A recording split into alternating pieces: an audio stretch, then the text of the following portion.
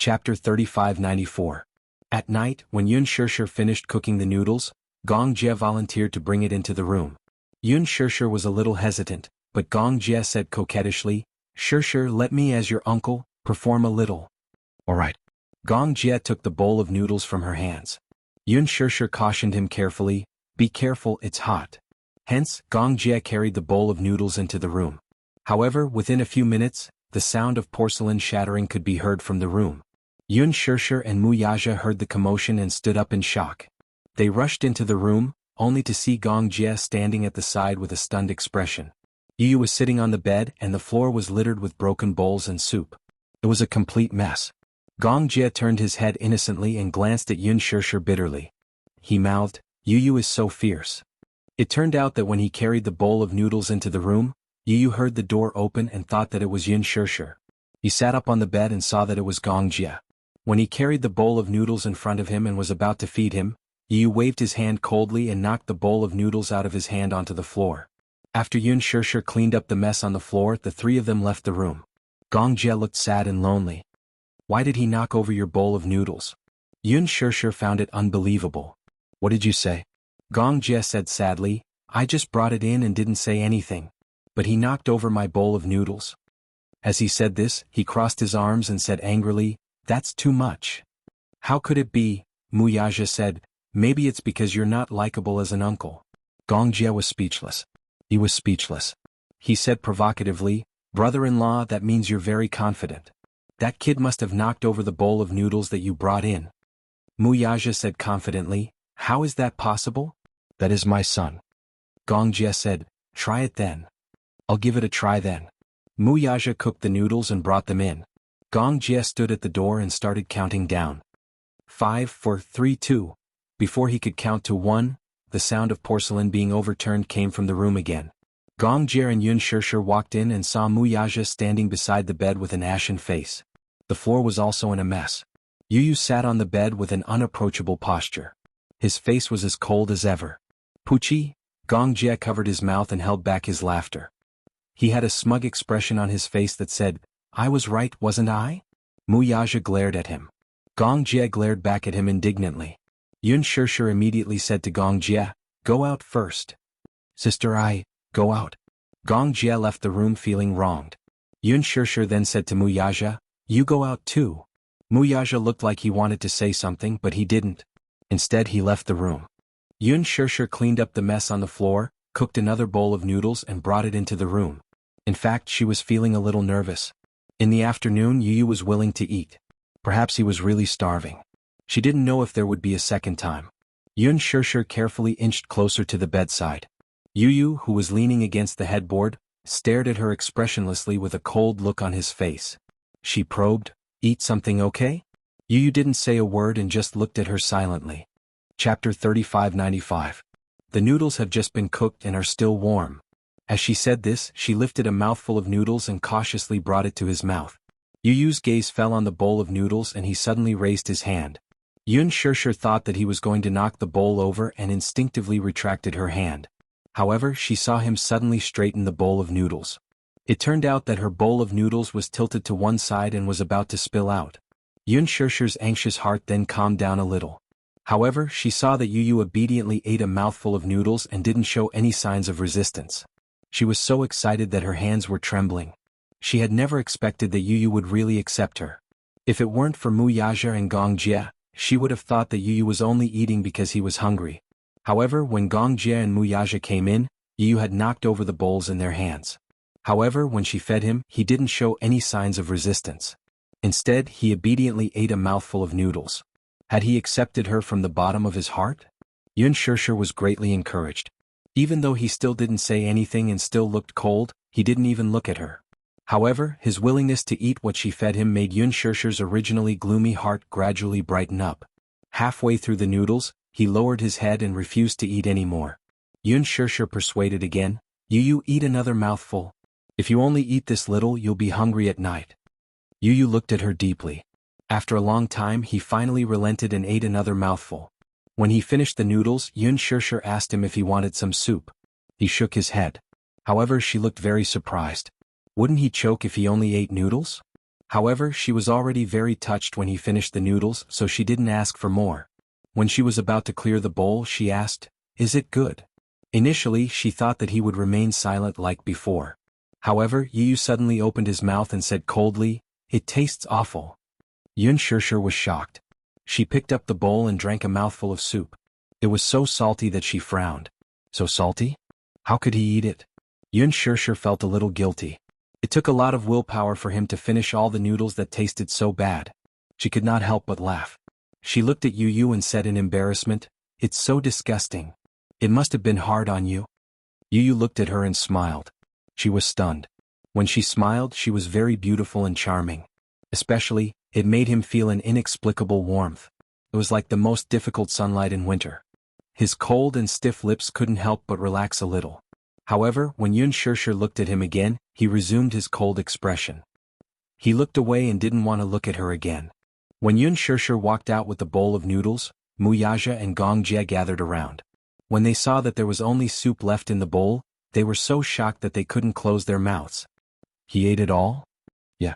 Gong Jie immediately said unhappily, "That's not fair.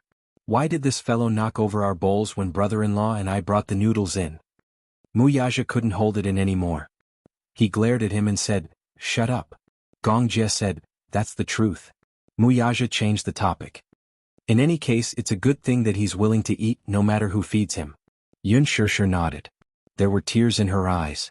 She immediately wiped them away with her fingers and smiled. This meant that Yu had started to accept her. This was indeed an amazing breakthrough. Chapter 3596. She felt warm inside. She had accidentally spilled a lot of salt when she was cooking the noodles. Even so, he still finished all the noodles.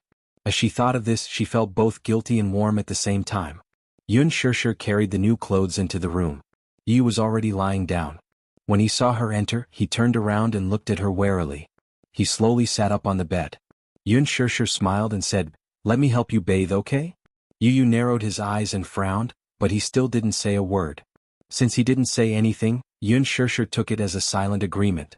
She walked to the bed and reached out to carry him. However, Yu shrunk his shoulders and tried to avoid her. Yun Shirshir picked him up at once. They hadn't seen each other for more than a year. He had grown taller and heavier than before. Carrying him was starting to take some effort. Yu instinctively wrapped his arms around her neck and looked angry. "What are you doing?" "I'm carrying you to the bathroom." Yun Shirshir pretended to sniff his body and said teasingly, "How many days has it been since you last bathed? Don't you feel that you stink?" Yu's face turned strangely red. Yun Shirshir continued, "I remember that you have a serious obsession with cleanliness. You'll go crazy if you don't bathe for a day. Now, you don't care about cleanliness that much?" Yu flew into a rage out of humiliation. He glared at her and said, "Shut up. Let go." Yun Shirshir became bolder. She didn't let go of him and carried him to the bathroom. The bathtub was already filled with water. Yun Shirshir placed Yu on the floor. She squatted in front of him and reached out to take off his clothes. However, Yu turned his back to her and held his shirt tightly, not allowing her to touch him. Yun Shirshir didn't know whether to laugh or cry. Was this guy being shy? Perhaps, after growing up, some men and women began to have different thoughts. In the past, Yu loved it when mommy bathed you. Why are you so shy now? Yun Shirshir held back her laughter and turned his body around, only to see that he had a death grip on her collar, preventing her from unbuttoning his shirt. After holding it in for a while, he squeezed out 3 words, "Get out." "What? Are you shy?" Yun Shirshir teased, "Which part of your body haven't I seen before?" As she spoke, she began to unbutton his shirt. Yu was so frightened that she took a few steps back until she was forced into a corner. With no way out, she widened her eyes in shock and warned again, "Don't touch me." Her shocked and angry expression was like that of an innocent woman who had been violated. That can't be right? She used to bathe him too. However, at that time, in order to train him to be independent, she had always let him wash by himself. Yu had even been a little reluctant. Later, when Mu Yaja bathed him, he had complained that Mu Yaja wasn't gentle at all and always hurt him. Yun Shirshir was amused. Even though Yu had struggled, she still unbuttoned his shirt without a word. Yu couldn't resist at all. He allowed her to take off his clothes and carry him into the bathtub. He curled up in a corner, his whole body submerged in the water, only half of his face above the water. His vigilant eyes were on her, full of resistance. He didn't want her to bathe him. He didn't like to be touched by the opposite sex. Yin Shirshir knew that he was shy. As she smiled, she squeezed the shower gel into the shower gel, grabbed one of his arms and started to scrub it carefully. The moment she touched him, Yu Yu's body instantly froze like a rock and he didn't move at all. Chapter 3597. The bathroom was foggy. Gradually Yu Yu relaxed. His muscles were no longer as tense as before. He allowed Yin Shirshir to rub the foam on his body. Her technique was very gentle and light. As the foam rubbed on his body, his muscles and bones relaxed involuntarily. Yin Shirshir then applied shampoo on his hair. She was very careful and did not let any of the foam into his eyes. Yu Yu could not help but fall into a daze for a long time because of her gentle technique. After the shower, Yin Shirshir carried Yu Yu onto the absorbent mat. Then she wrapped the large bathrobe around him and wiped his body. Yu Yu remained silent. However, he did not show any strong resistance. He was slowly accepting her. When she thought of this, Yin Shirshir's heart was filled with warmth. She firmly believed that his memories would be erased. However, some blood ties could not be erased no matter what. She believed that Yu Yu would definitely recover. Yin Shirshir carried Yu Yu into the room. However, she was not in a hurry to leave.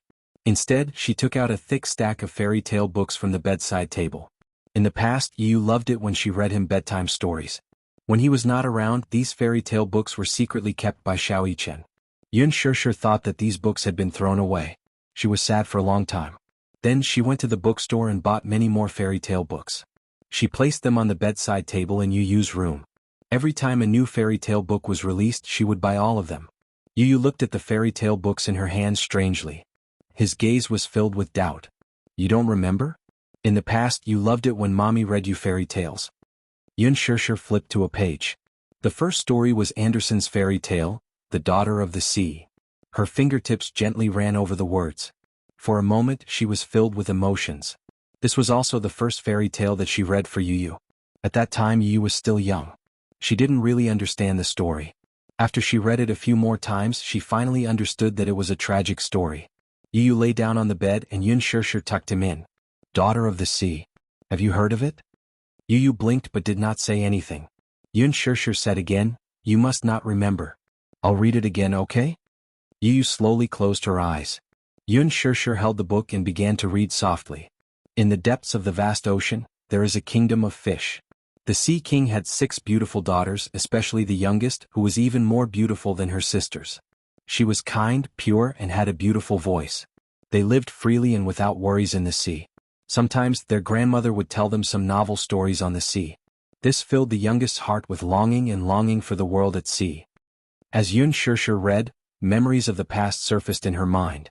It was as if she could see a 3-year-old Yu Yu hugging a pillow and sitting on the bed, looking at her longingly.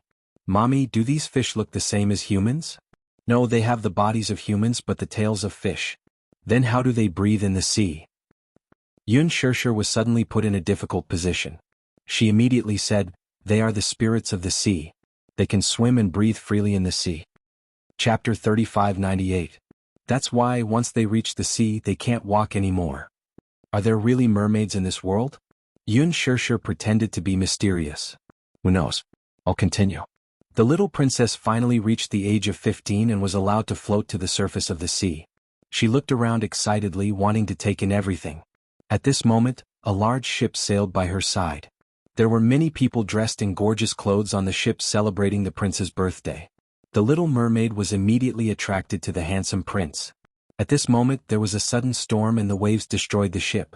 The people fell into the water and sank to the bottom of the sea. The mermaid risked her life and rushed into the whirlpool to save the prince. She gently kissed the prince's forehead and hid in the water, silently waiting for someone to save him. At this moment, a young lady found the prince. She called some people and saved the prince. When the story reached the part where the little mermaid wanted to turn her fishtail into legs, she found a witch and drank a magic potion. However, it was extremely painful to turn into human legs. Every step she took, she had to endure great pain. Yu Yu's heart clenched. He hugged Yin Shirshir's arm and said sadly, will the little mermaid die? She smiled. No, I won't. That's good. Yu Yu was relieved again. The story continued. The witch told him that if the prince forgot his parents because of love and married the little mermaid, she would obtain an immortal soul. However, if the prince married another lady, the little mermaid would die the morning before the wedding and turn into foam in the sea. The little mermaid's face was pale, but she was not afraid. As a reward, the witch cut off her tongue and took away her beautiful voice. She could no longer speak. Late at night, the little mermaid left her family and left heartbroken. When she came to the sea, she drank the potion but fainted because of the pain. When she woke up, the prince asked her questions. She could not answer because she was mute.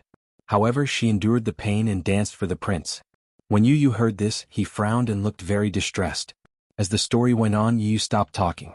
Especially when she heard that the prince didn't know that it was the little mermaid who saved her. He wanted to marry the princess and invited the little mermaid to dance for them. On the night before the wedding, the sisters floated to the surface of the sea. It turned out that in order to save their sister, they cut off their hair and gave them a sharp knife. As long as the little mermaid pierced the prince's chest, she could return to the sea. This was his last chance. His memories overlapped with the scene before him. Yun Shirshir looked at Yu Yu, who was lying on the bed. Everything had changed. He lay on the bed with his eyes closed, but no one knew if he was asleep or awake. Yun Shirshir gently stroked his forehead, closed the book and was about to leave. When she got up, Little Bun suddenly opened his eyes and asked coldly, "Did she kill that prince?" Yun Shirshir was stunned and turned around. Under the moonlight, Yu Yu slowly sat up from the bed. Her cold eyes revealed a hint of curiosity. Did she use that knife to kill that prince? Yun Shirshir shook her head. No. No. Yu Yu said doubtfully, if she didn't kill that prince, she would have turned into foam. Chapter 3599. Yun Shirshir returned to the bedside and caressed his cheek gently. At night, she came to the prince's room and gave him a kiss. As she spoke, she bent down and kissed Yu Yu gently on his forehead. Yu Yu was stunned and his eyes widened in shock. She didn't kill the prince because she didn't have her tail and couldn't return to the sea. At the prince's wedding, she endured the pain and danced. In the end, she turned into foam and disappeared forever. Yu Yu asked, why? Why didn't she kill the prince? This prince is ungrateful. It was the little mermaid who saved him. He seemed to be filled with righteous indignation. When Yun Shirshir heard this, she suddenly laughed. Yu Yu had already immersed himself in this story and his emotions. Just like in the past when he heard this story, Yu Yu clenched his fists and asked sadly, if it were me, I would definitely kill the prince and return to the sea to be with my family. Because the little mermaid loves the prince very much. Even if she had to sacrifice herself, she wouldn't be willing to hurt the prince. Yu Yu sneered. If it were me, I wouldn't sacrifice myself for someone who doesn't love me. Yun Shirshir was frightened by his cold gaze. The Yu Yu of the past would not have such a cold gaze when he heard this story. This was a pair of eyes that were filled with hostility. There was a murderous aura that the Yu Yu of the past would not have.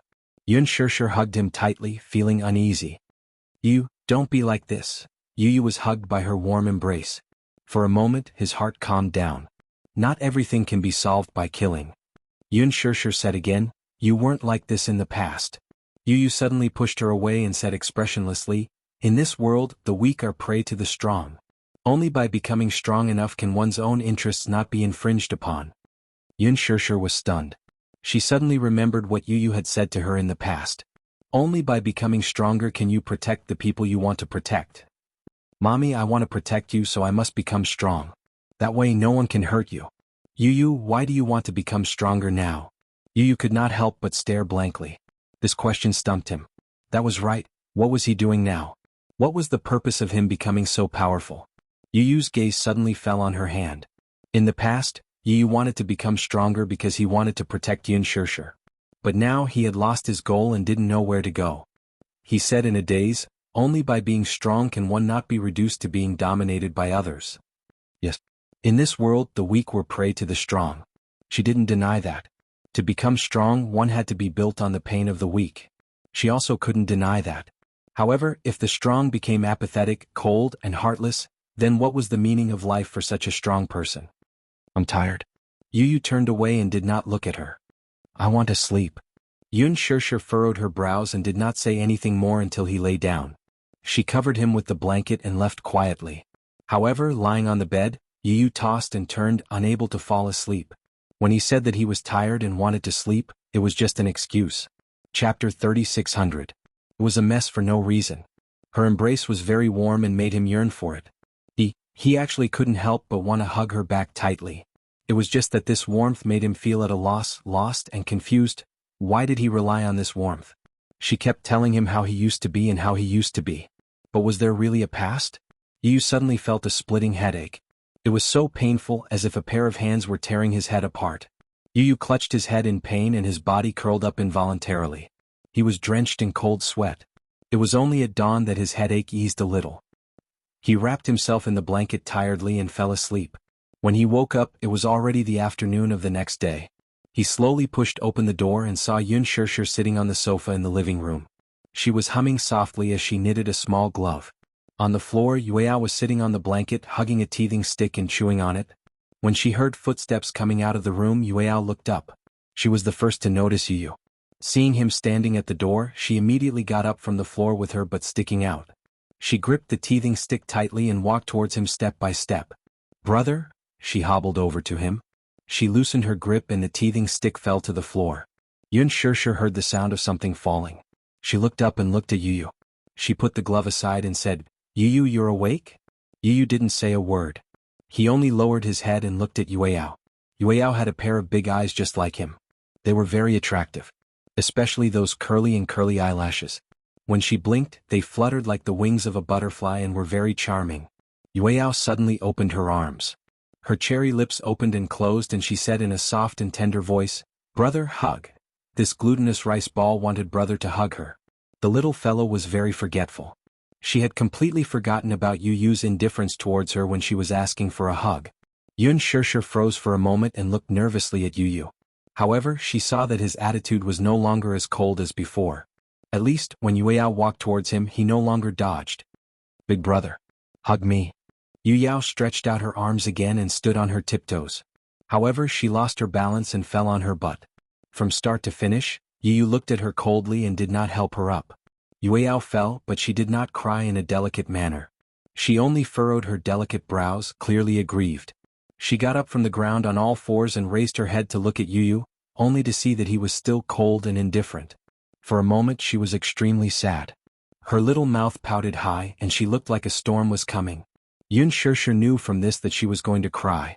She quickly stood up and was about to walk over to carry Yueyao when Yu suddenly bent down and gently carried Yueyao. He was still a little unfamiliar with the way he carried his sister. He didn't even know how to use his arms to support her butt.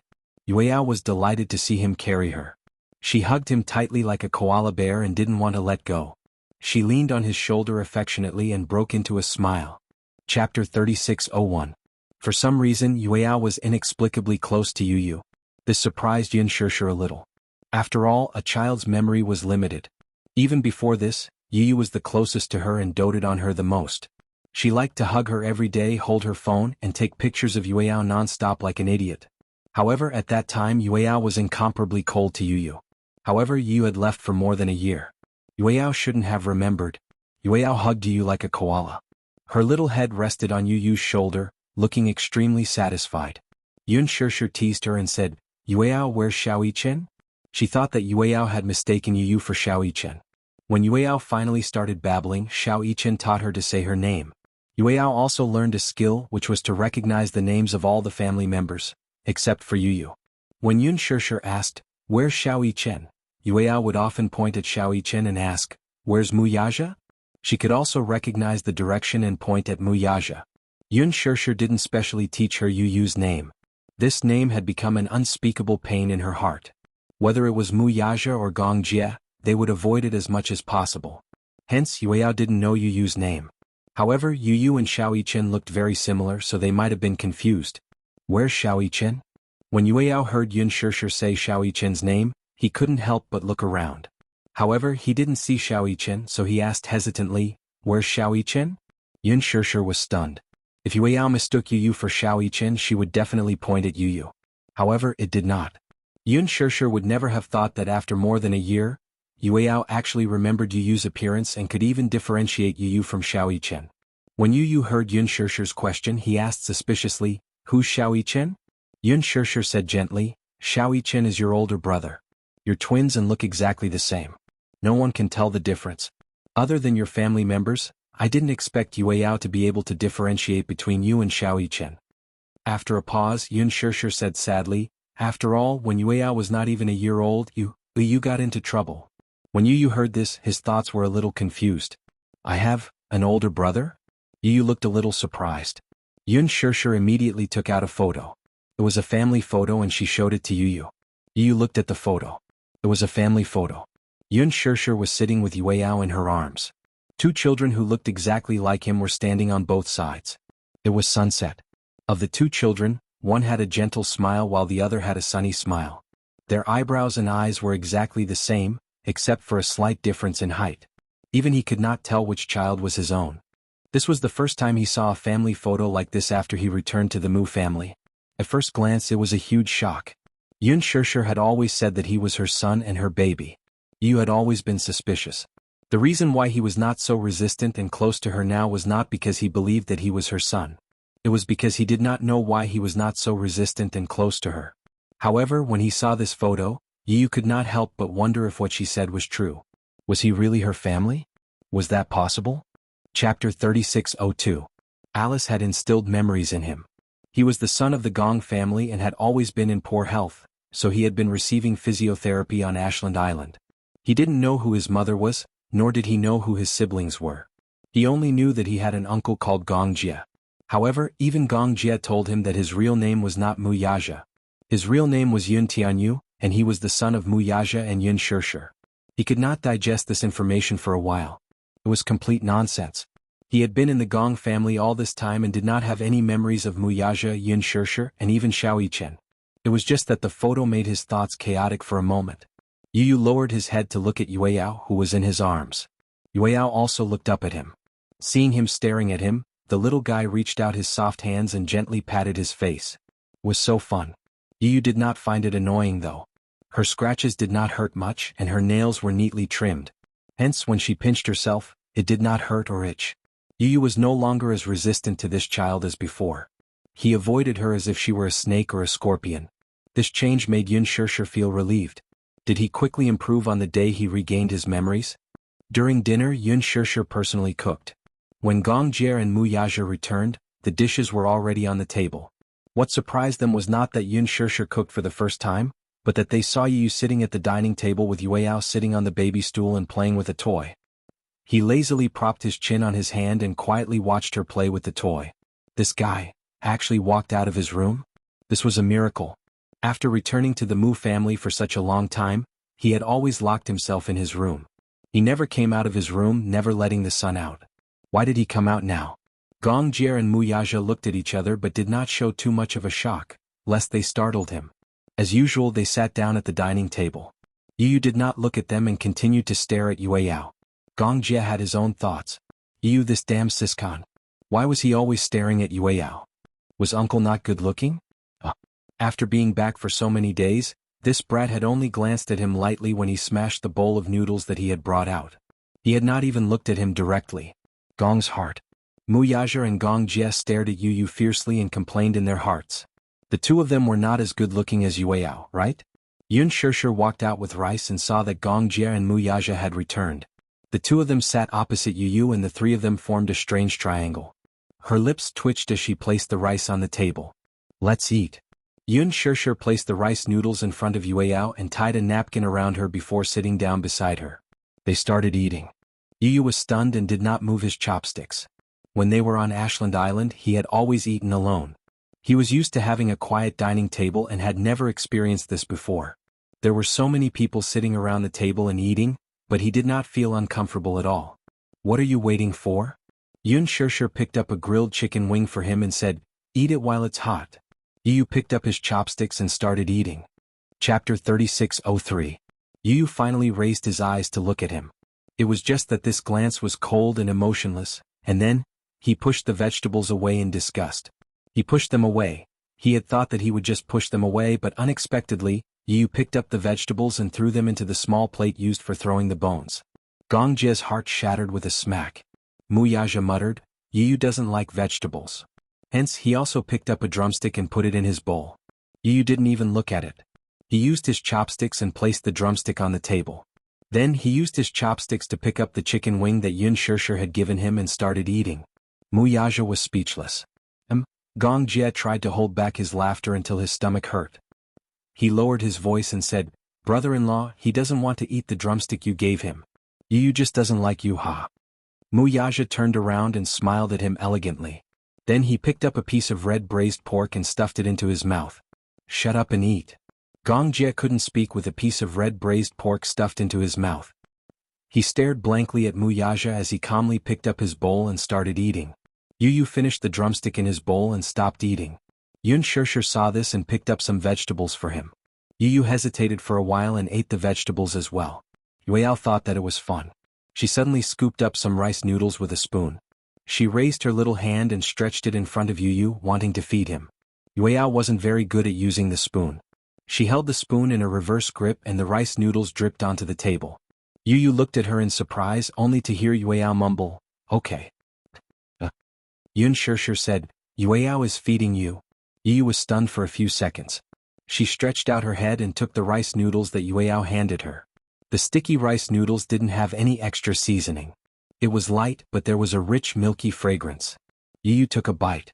When Yueyao saw this, he was extremely excited. He danced around and scooped up another bite. His little hand held the spoon with great effort and raised it to his mouth. Yu Yu was a little conflicted. This rice noodle was not particularly delicious.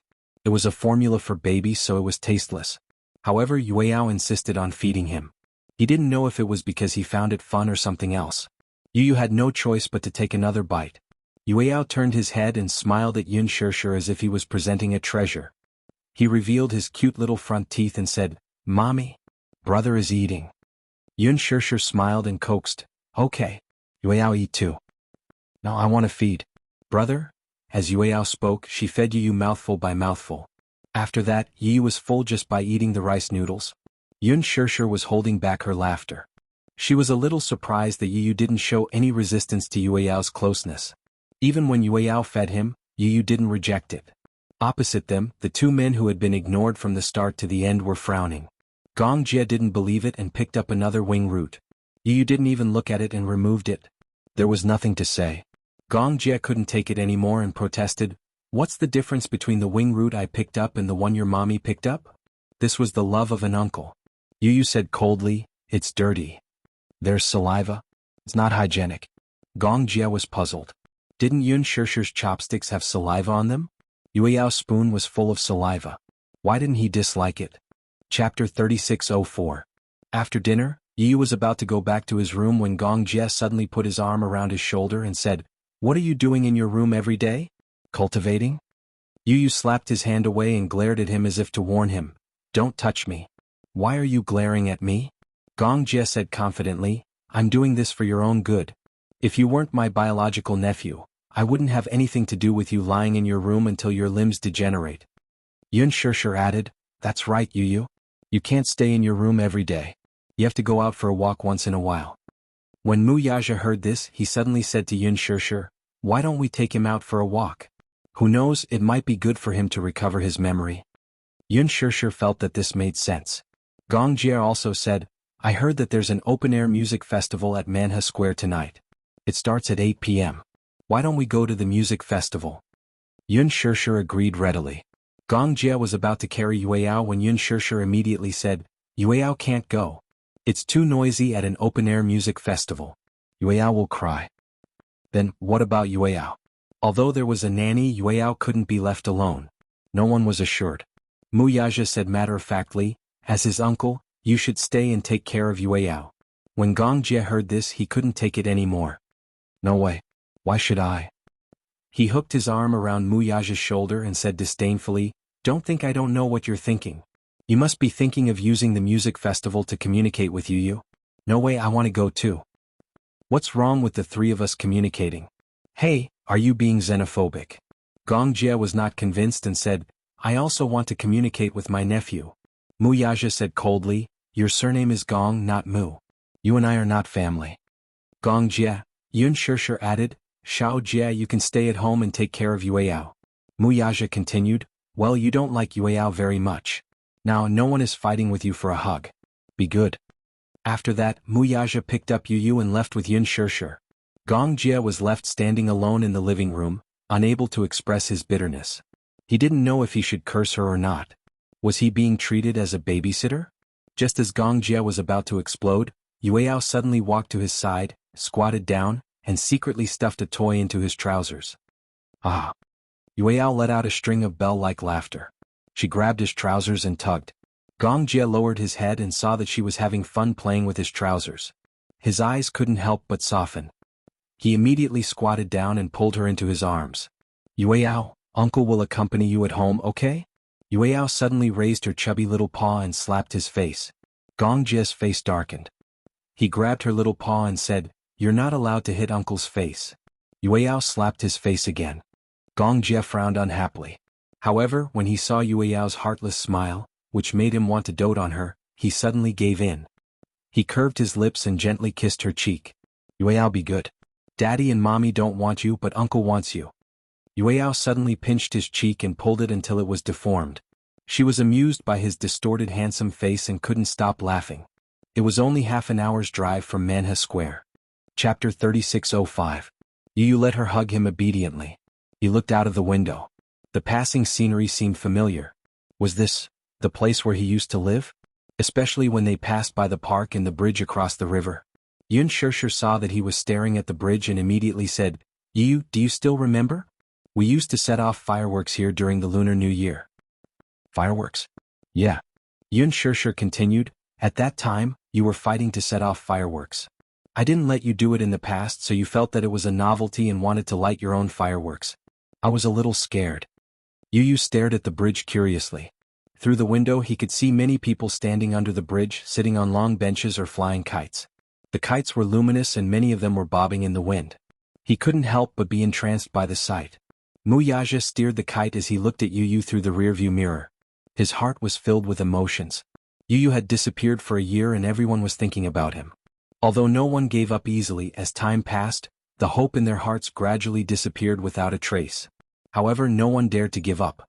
Because if they gave up, it would mean that in their hearts, Yu was really dead.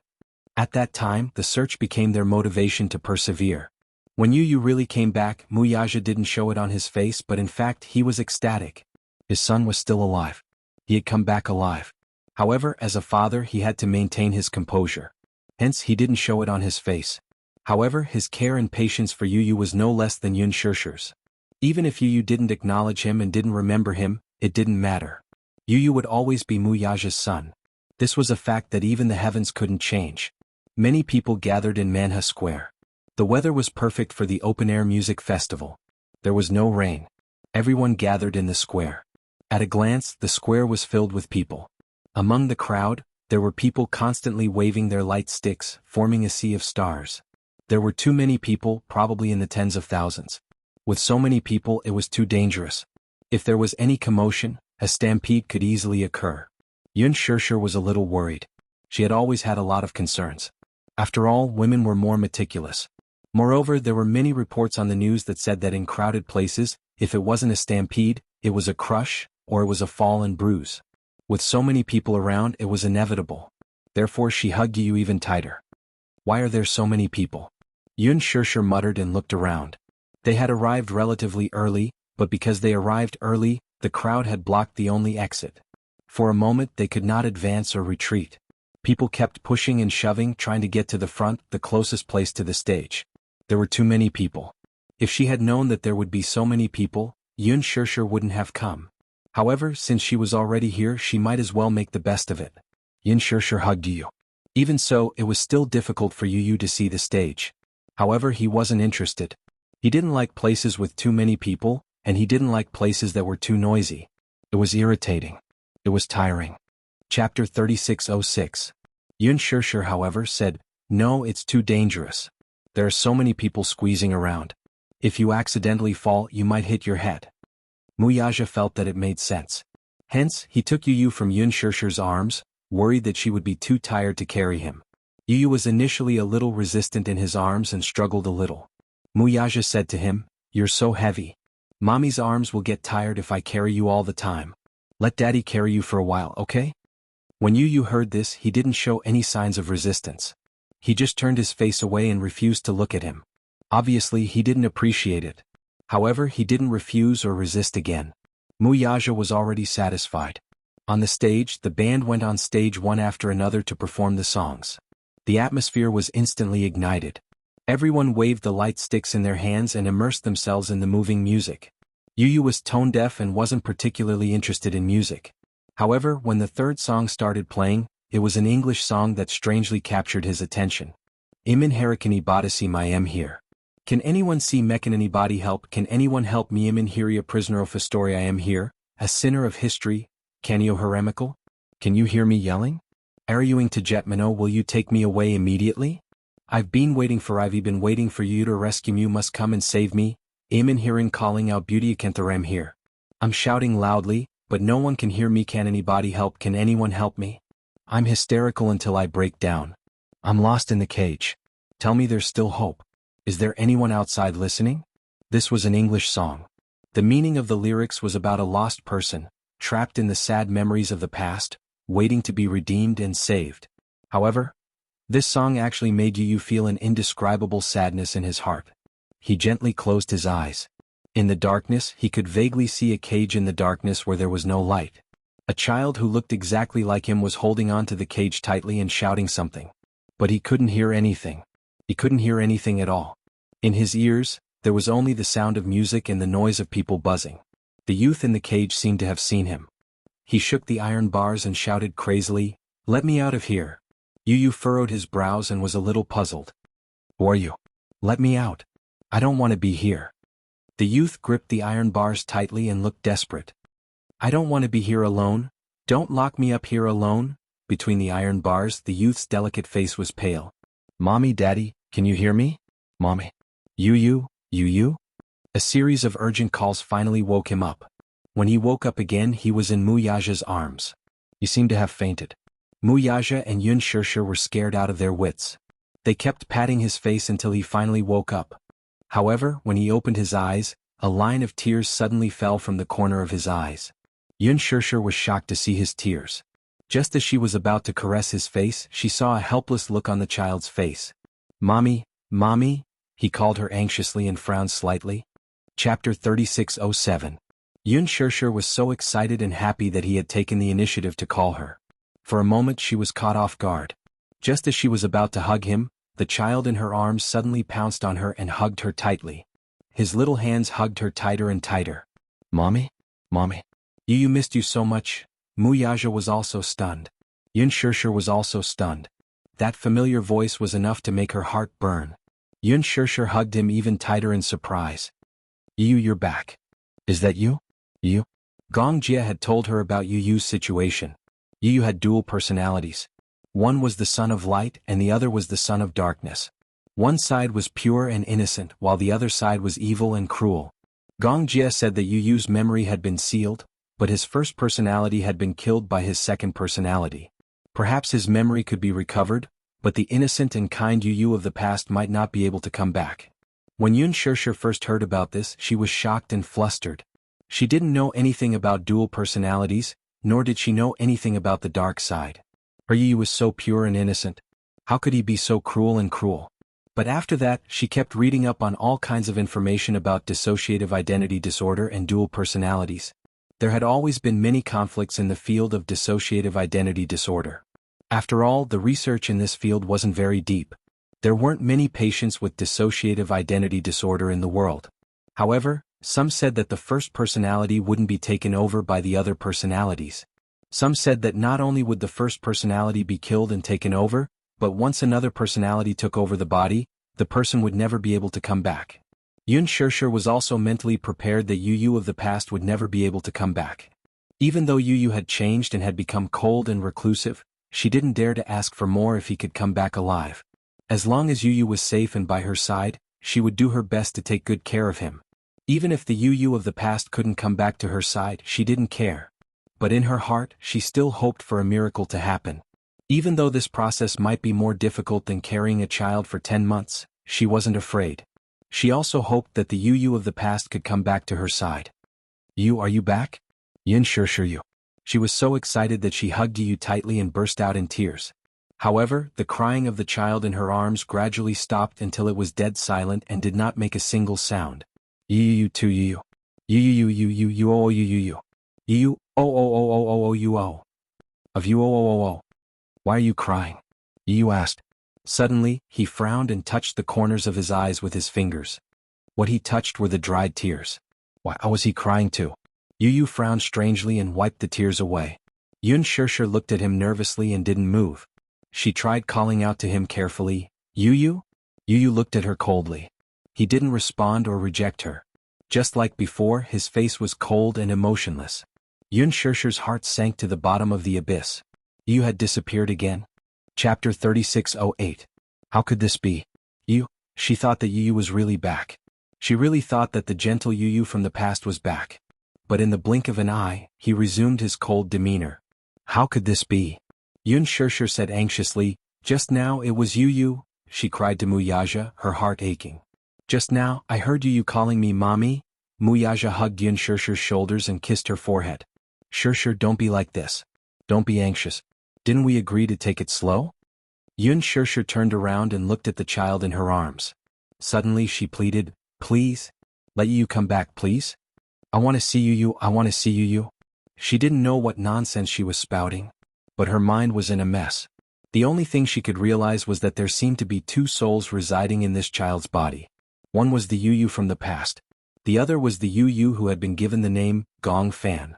She missed Yu. She wanted to see that Yu again and hear him call her mommy. She wanted that Yu to come back. All this while, she had been waiting patiently. But her hope had been dashed again. Her disappointed expression had undoubtedly agitated the child. The child looked at her coldly and finally said, I'm not Yu. Then let Yu come back, please? She lowered her posture to the lowest possible level and was practically begging him with an incomparably pleading tone. The child suddenly felt frustrated. Yu. Hearing this name that didn't belong to him every day, his ears were about to grow calluses. So, this woman was being so gentle to him because she wanted to awaken that Yu? What she needed was Yu. Whether it was Yun Shirshir, Muyaja, or Yueyao, what they needed was Yu, not him. What was laughable was that he was actually moved by her gentleness.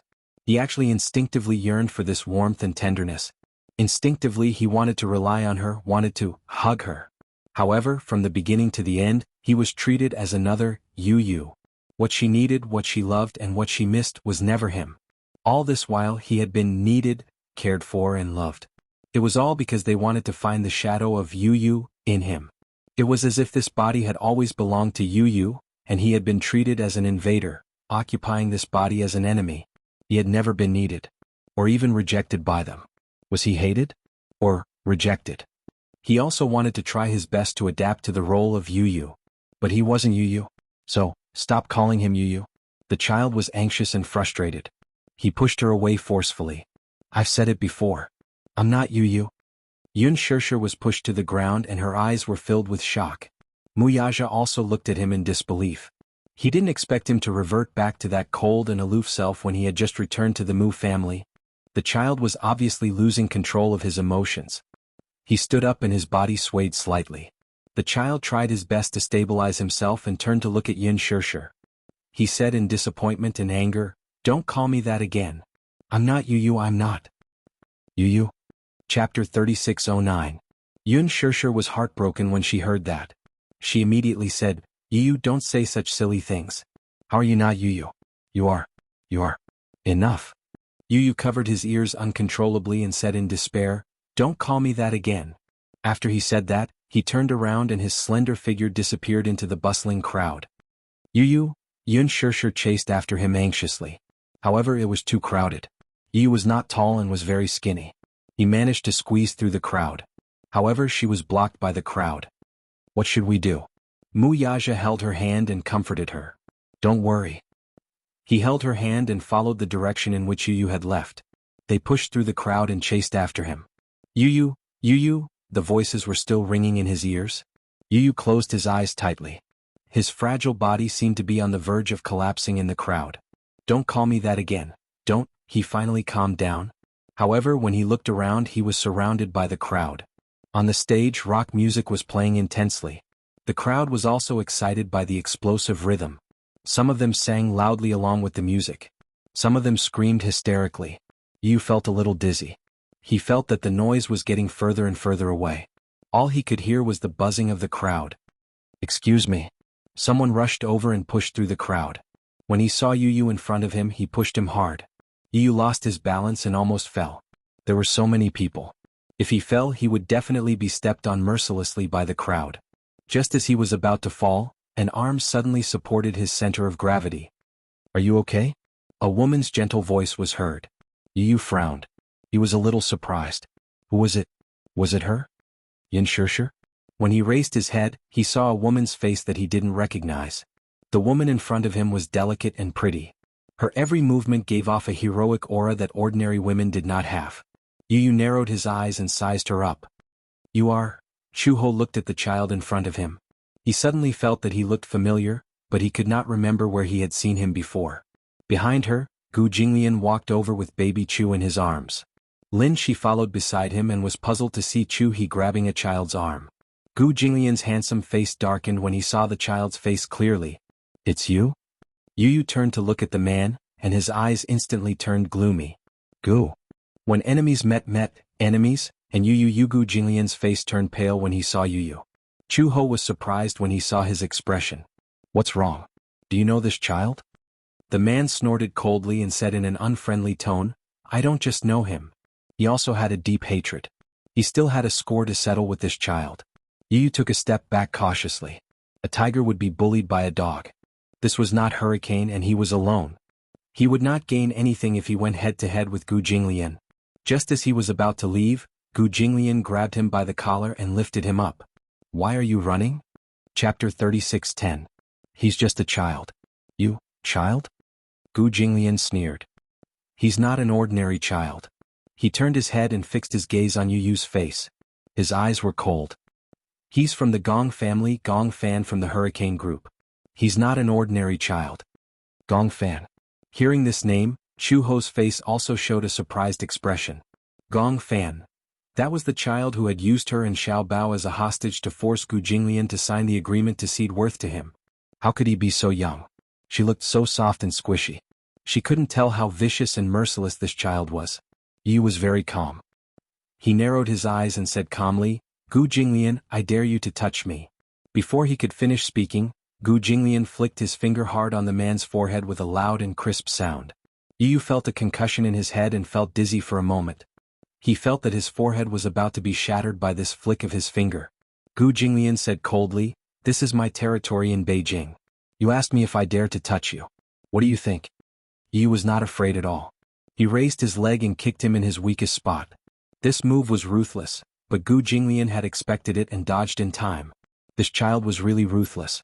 Was this kick going to end his lineage? Gu Jinglian would not let him off so easily. He kicked him in the butt. Yu, who had nowhere to hide, took the full brunt of the kick. He frowned in pain, but he did not show it on his face and maintained his composure. "Gu Jinglian." Before he could finish, Gu Jinglian pinched his face and pulled hard. Rumor has it that the ruthless successor of the Hurricane Group, Gong Fan, is just SOSO without those mercenaries and bodyguards. However, this little guy was weak, yet he was still so arrogant. Who was he trying to show off to? Showing off in his territory? Was he courting death? In a hotel room next to the square, a gray-haired middle-aged man sat on the windowsill with a bottle of wine in his hand. He was drunk and on the verge of collapsing. If it weren't for the guardrails outside the windows of the room, he would have lost his balance and fallen. He picked up the wine bottle and took a big gulp. When he opened his eyes again, there was a terrifying murderous intent in them.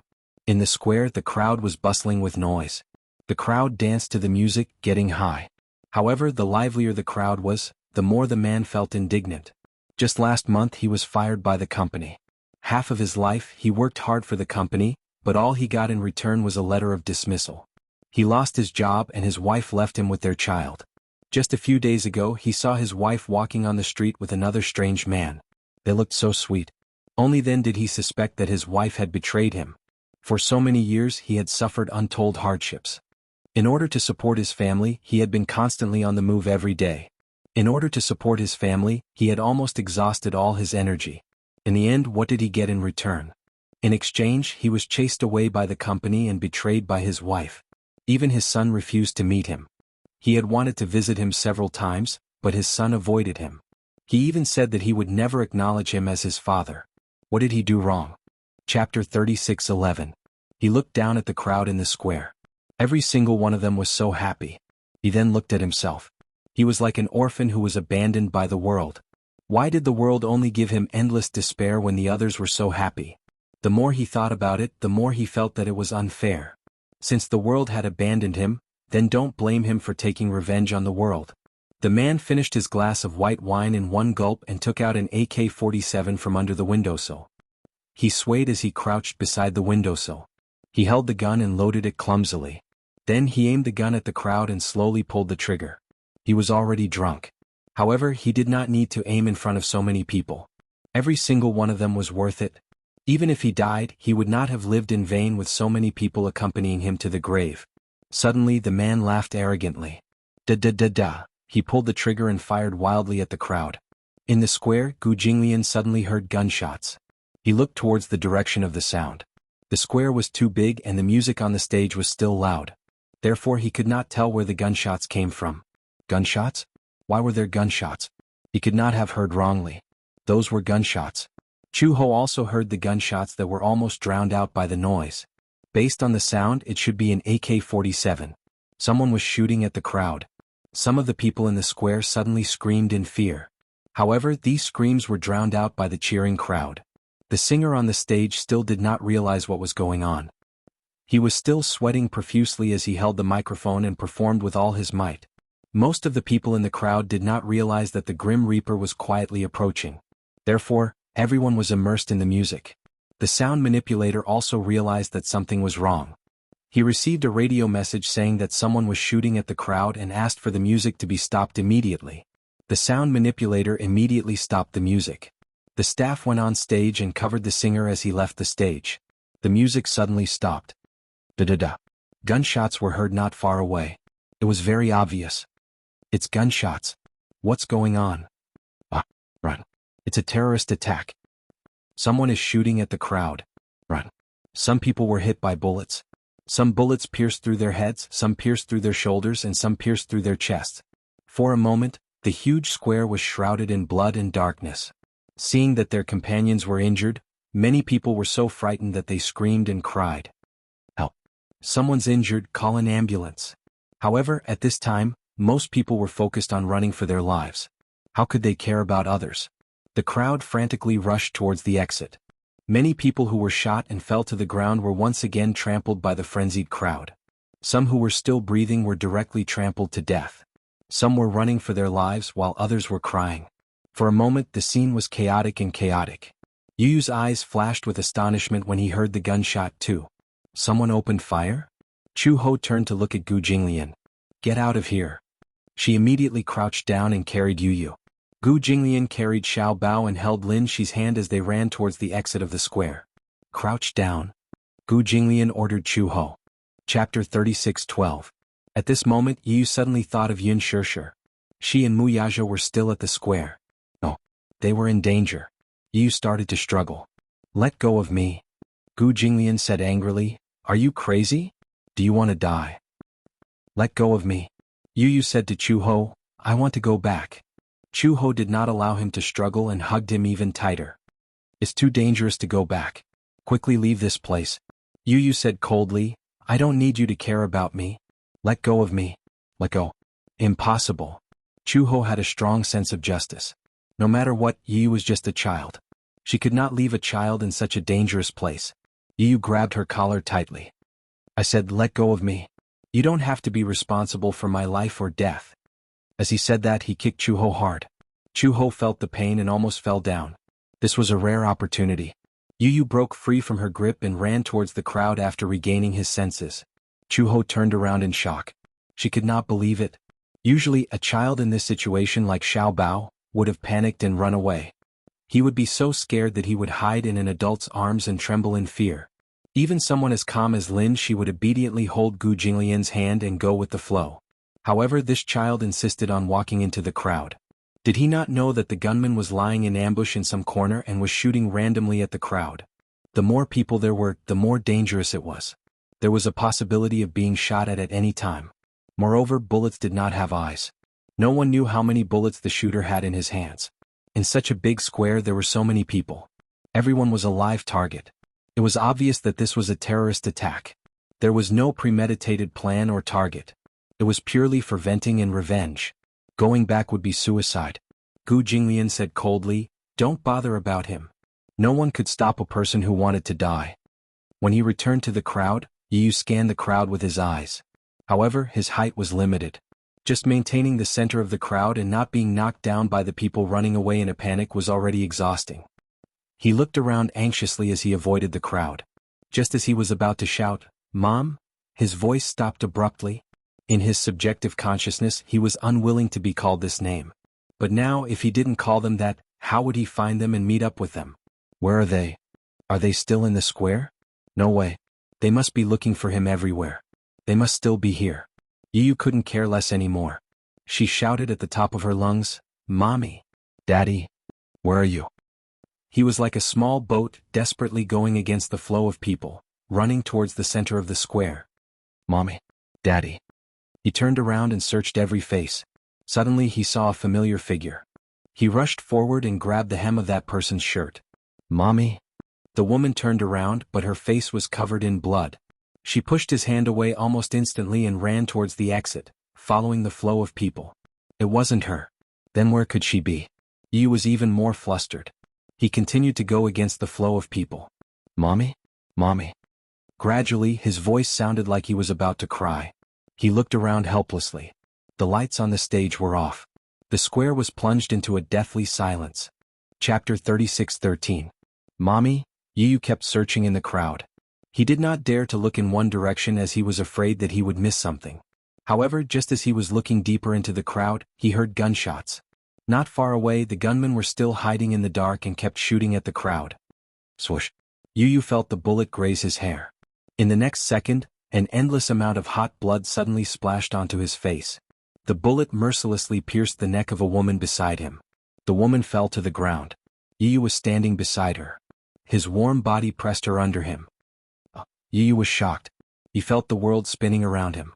He could only feel a heavy body pressing on top of him. He tried to push her away, but the woman's body gradually turned cold.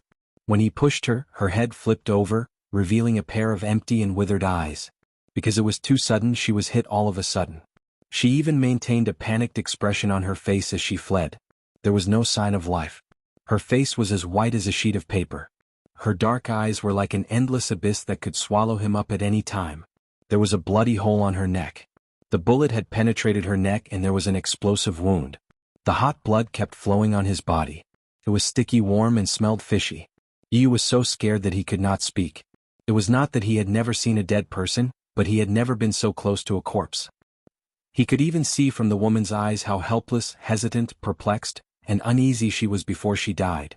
Yu struggled for a while, but due to the difference in strength, he could not push the corpse away. He was gradually out of breath. "Mommy?" He was extremely anxious.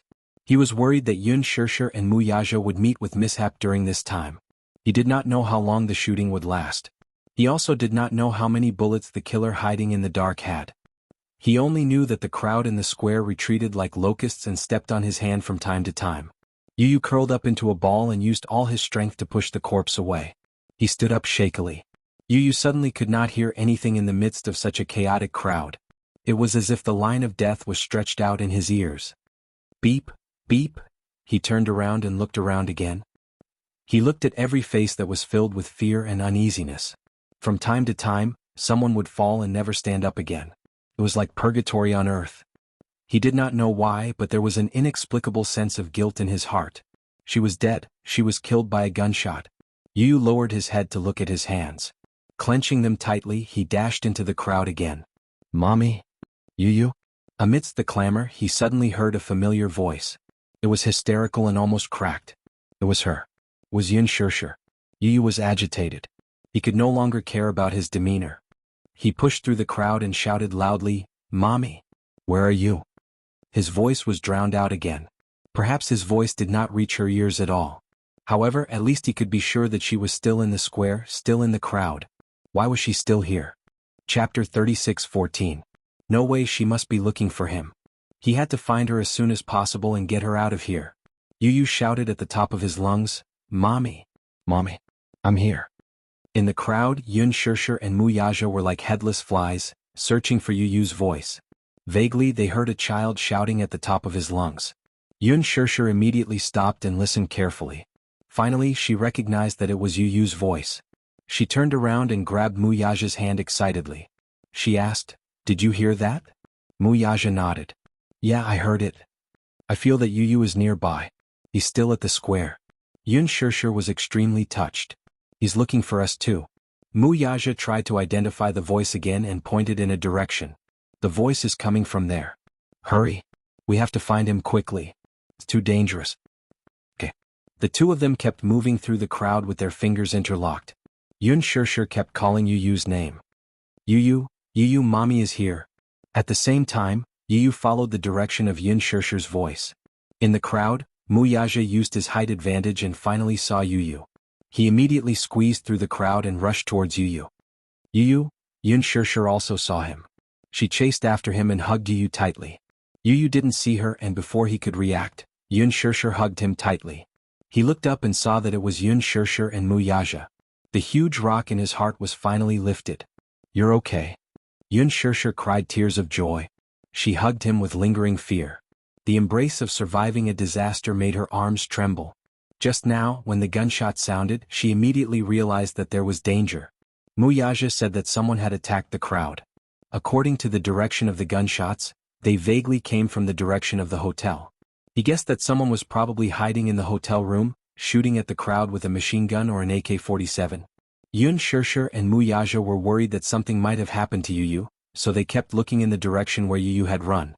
Along the way, Yun Shirshir was extremely worried. Now the scene was chaotic. The crowd was rushing toward the exit and gunshots were constantly heard. Among the panicked crowd, people could be seen falling to the ground and being trampled on until they spat out blood. It was not hard to see that in the midst of the pushing and shoving, some people had fallen in front of the railing, and their shoulders had been pierced by the sharp railing. It was too scary. When Yun Shirshir thought that Yu might have been in such danger, she was anxious. Thank goodness. Thank God. Yu was fine. Yun Shirshir hugged Yu tightly. At this moment, gunshots were heard again. She screamed in fear and covered Yu as they lay on the ground. Muyaja also used his body to protect the mother and son. Looking around, he saw that the crowd was retreating. This meant that the density of the crowd was decreasing, and the possibility of them being exposed to the killers was increasing. They were in danger of being shot at any time. When the gunshots stopped, Muyaja held Yun Shirshir's arm and said, "We can't stay here for long. Let's go." As he said that, he helped the mother and son up and ran in the direction of the crowd. Chapter 36:15. He was very tall. Even if a bullet was fired at him, he would be the first to be hit. Yun Shirshir and Yu would definitely be safe. It was almost instinctive for him to want to protect them from harm. Yun Shirshir was in a panic and did not notice Muyaja's special position. Yu, on the other hand, was very sensitive and noticed it immediately. Muyaja was protecting them. Yu suddenly felt a strange feeling in her heart. Touched? Guilty? Mixed feelings.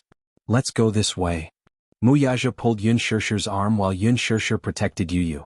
The three of them ran towards the crowd. The police sirens were heard. The police cars and ambulances were alerted and rushed over. On the other side of the square, there was a big crowd on the street facing the road. Everyone had scattered here and left the square. This was a temporary safe zone. Yu saw many people either kneeling on the ground or lying on the ground. They were hugging their heads and crying.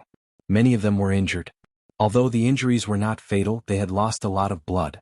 Some of them were out of danger and immediately called their family and friends to tell them that they were safe. Some of them were crying as they talked on the phone. They had not recovered from the shock of surviving a disaster. Some couples were hugging each other. Some were hugging their injured friends and crying in fear. "Help! There are injured people here. Where's the doctor? Where's the nurse? Quick, save me."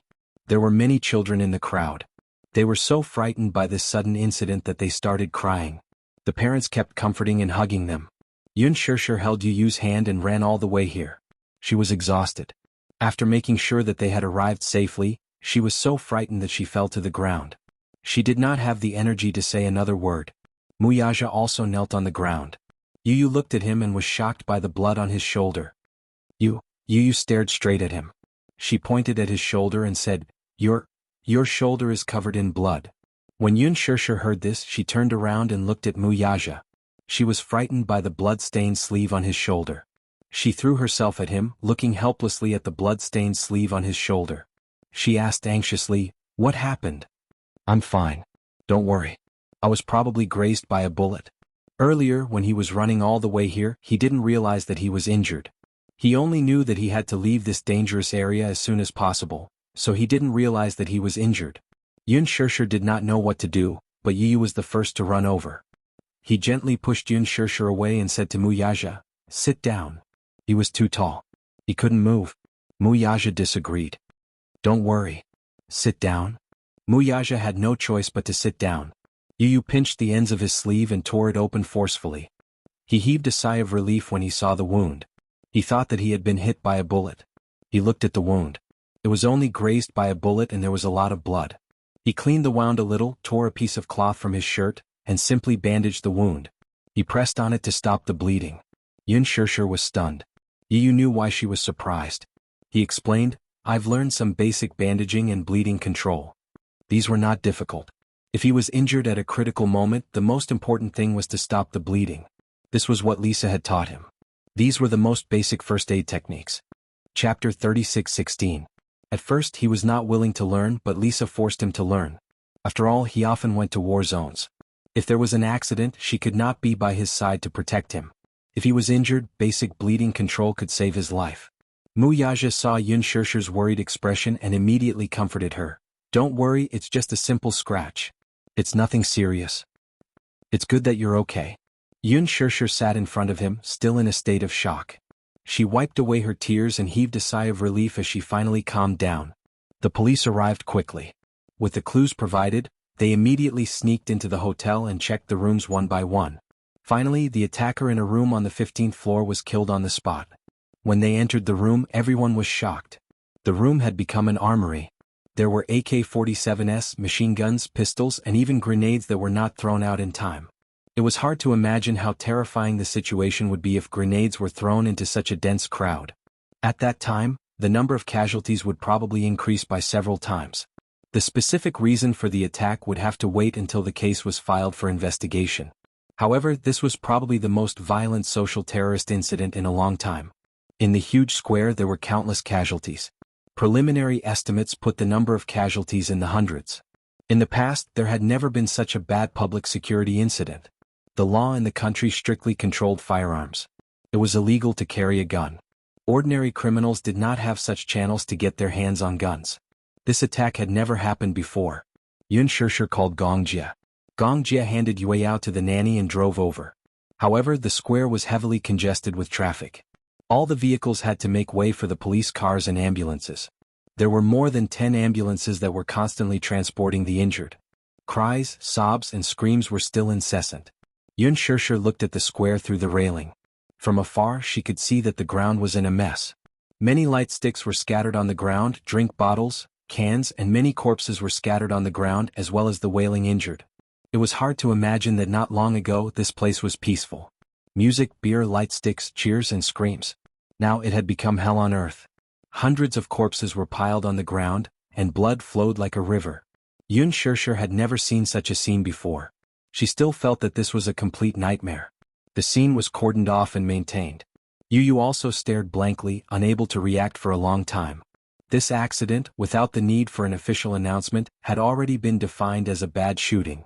How could this be? How could this be? The tragic cries still echoed in his ears. For the first time in her life, Yu felt that weapons could bring about such a terrifying hell. They were considered lucky.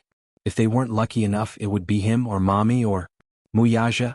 Perhaps it was one of the corpses in the square. For the first time in his life he hated guns. This was something that could only bring death. In her mind, she suddenly recalled the words he had said in the past. "I want all the wars in this world to end because of me and to be born because of me." But what was before them was war. However, after experiencing death for themselves, perhaps only then did they realize how terrifying death and war were. Chapter 36:17. Gong Jie finally arrived at the scene.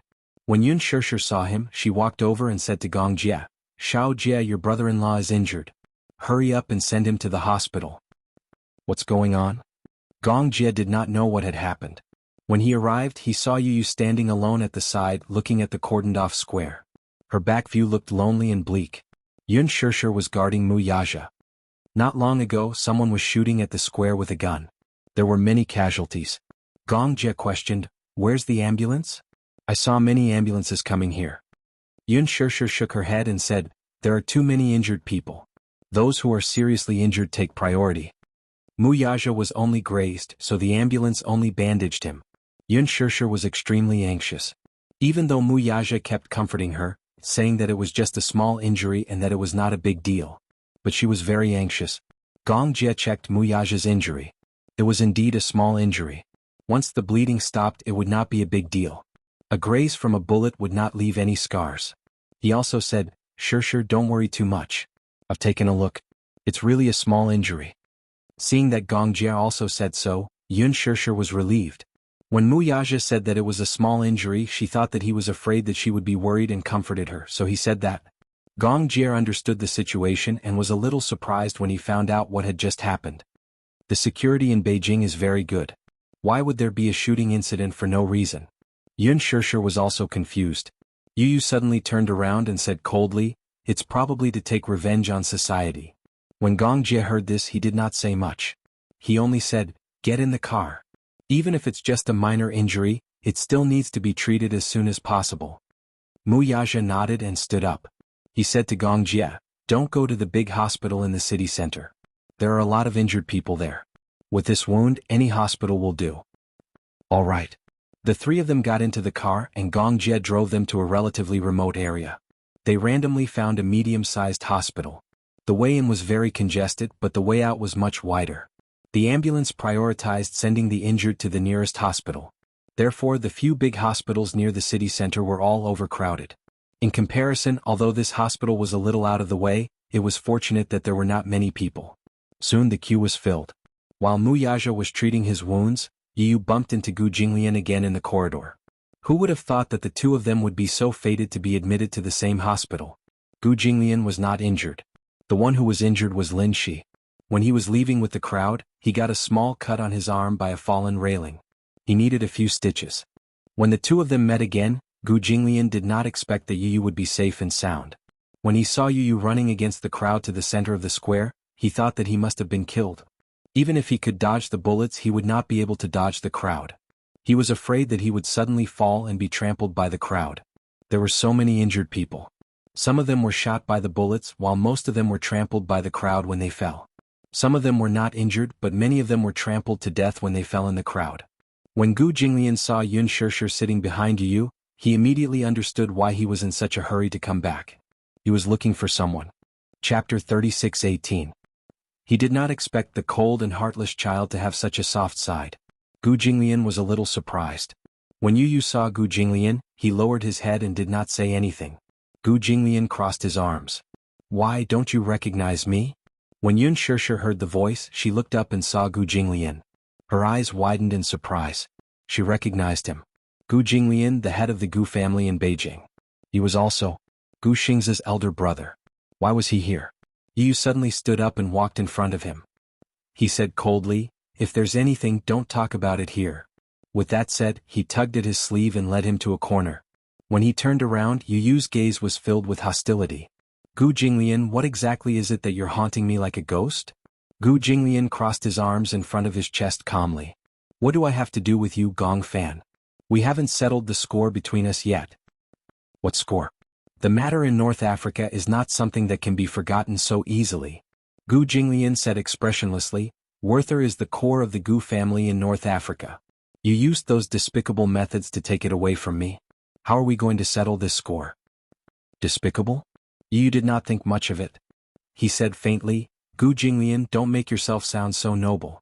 I don't need to mention how you got that piece of land in Werther, right? That piece of land in Werther used to belong to Hurricane.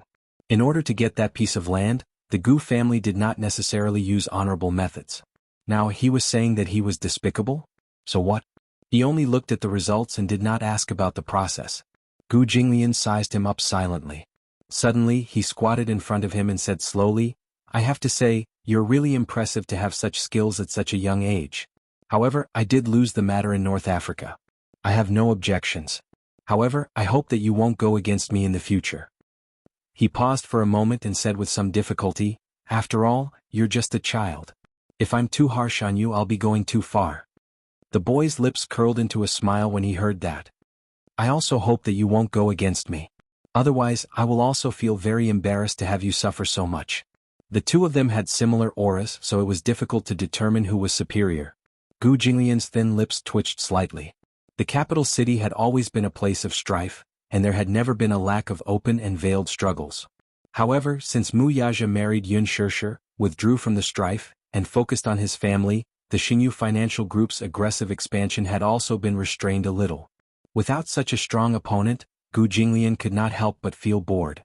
Still, with a powerful up-and-coming talent like Yun Tianyu around, it would not be too boring for her. Gu Jinglian stood up, touched his head provocatively and turned to leave. Yu Yu watched his back coldly and returned to Yun Shishir's side. At this time Mu Yaja's wound had been treated. Seeing him appear out of nowhere, he asked suspiciously, "Where did you go just now?" Yu Yu turned his face away and did not say a word. It was as if he had returned to the day when he had just returned to the Mu family and locked himself in his own world, as if he was isolated from the world. Mu Yaja was stunned, but he smiled. He understood his son's character. He was arrogant, sharp-tongued, and insincere. Chapter 36:19. He heard you calling him Daddy. He heard you calling him Daddy. His heart was burning with anxiety. That was enough. At least it proved that his Yu Yu had never left. Mu Yaja suddenly hugged Yu Yu from behind and lifted him up. Yun Shishir saw this and couldn't help but say angrily, "You're injured and you're still so restless." However, Mu Yaja said, "It's nothing. It's just a small injury." He bent down and gently kissed Yu Yu's forehead. Yu Yu's face instantly heated up. He turned his face away awkwardly to avoid him. With an unnatural expression he said, "What are you doing?" "Carrying my son." Mu Yaja saw that Yu Yu was blushing adorably. He lowered his voice and whispered in his ear, "Just now at the square, you were so anxious to call me Daddy. Now you're acting as if you don't care. You're still the same as before, saying one thing and meaning another." Yu Yu looked even more uncomfortable. He struggled and said, "Let go of me." As he struggled slightly, Mu Yaja's face showed a hint of pain. "Ouch, it hurts?" Yu Yu was nervous for a moment. He thought that his struggle had affected his wound. For a moment he didn't dare to move. Mu Yaja saw this and snickered in his heart. Beside him, Yun Shishir and Gong Jia looked at each other and snickered in their hearts. This proved that Yu Yu was still the same as before. Although he was awkward, he still knew how to care for others. On the island, the sea breeze danced. Mu Yichen suddenly woke up from his nightmare. Outside the window, the sun was already shining brightly. It was a dream. He held his forehead with a headache. When he woke up just now, he had completely forgotten the contents of his dream. He only knew that in his dream he seemed to be very sad and upset. He seemed to have dreamt of Yu Yu. Half a month had passed since she swapped identities with Yu Yu. However, he was still not used to everything on the island. Boredom, loneliness, solitude, desolation. Sometimes when Lisa was around there was a companion. Although Lisa wasn't good with words and didn't like to talk, she didn't dare to start a conversation with Xiao Yichen. She always acted indifferent. However, regardless of whether she liked to talk or not, at least she had someone to keep her company. When Lisa was not around, Xiao Yichen had developed the ability to communicate with objects. Sometimes he would talk to himself while walking. Ask and answer questions to yourself. If he didn't do that, he wouldn't know how to prove that he was still alive. Apart from breathing, thinking, and talking, Xiao Yichen felt like he was about to go crazy from boredom on this island. Lisa secretly gave him a tablet. With the tablet, when Xiao Yichen was bored, he would play games on the tablet to pass the time. He downloaded a pet training game called Pet Manor. In the game he could adopt pets, build a pet manor, raise pets, and even talk to them. After training, the pets could even understand his commands and respond accordingly. He had a French bulldog named Yu Yu and a ragdoll cat named Lisa. One day Xiao Yichen held the tablet and talked to Yu Yu. "Lie down." On the screen, the cream-colored French bulldog lay down obediently. It stuck out its tongue and tilted its head to look at him. Xiao Yichen rubbed its round head and barked again. "Yu Yu." The bulldog barked in joy. Chapter 36:20. The bulldog barked in joy. "Woof. What's 1 plus 1?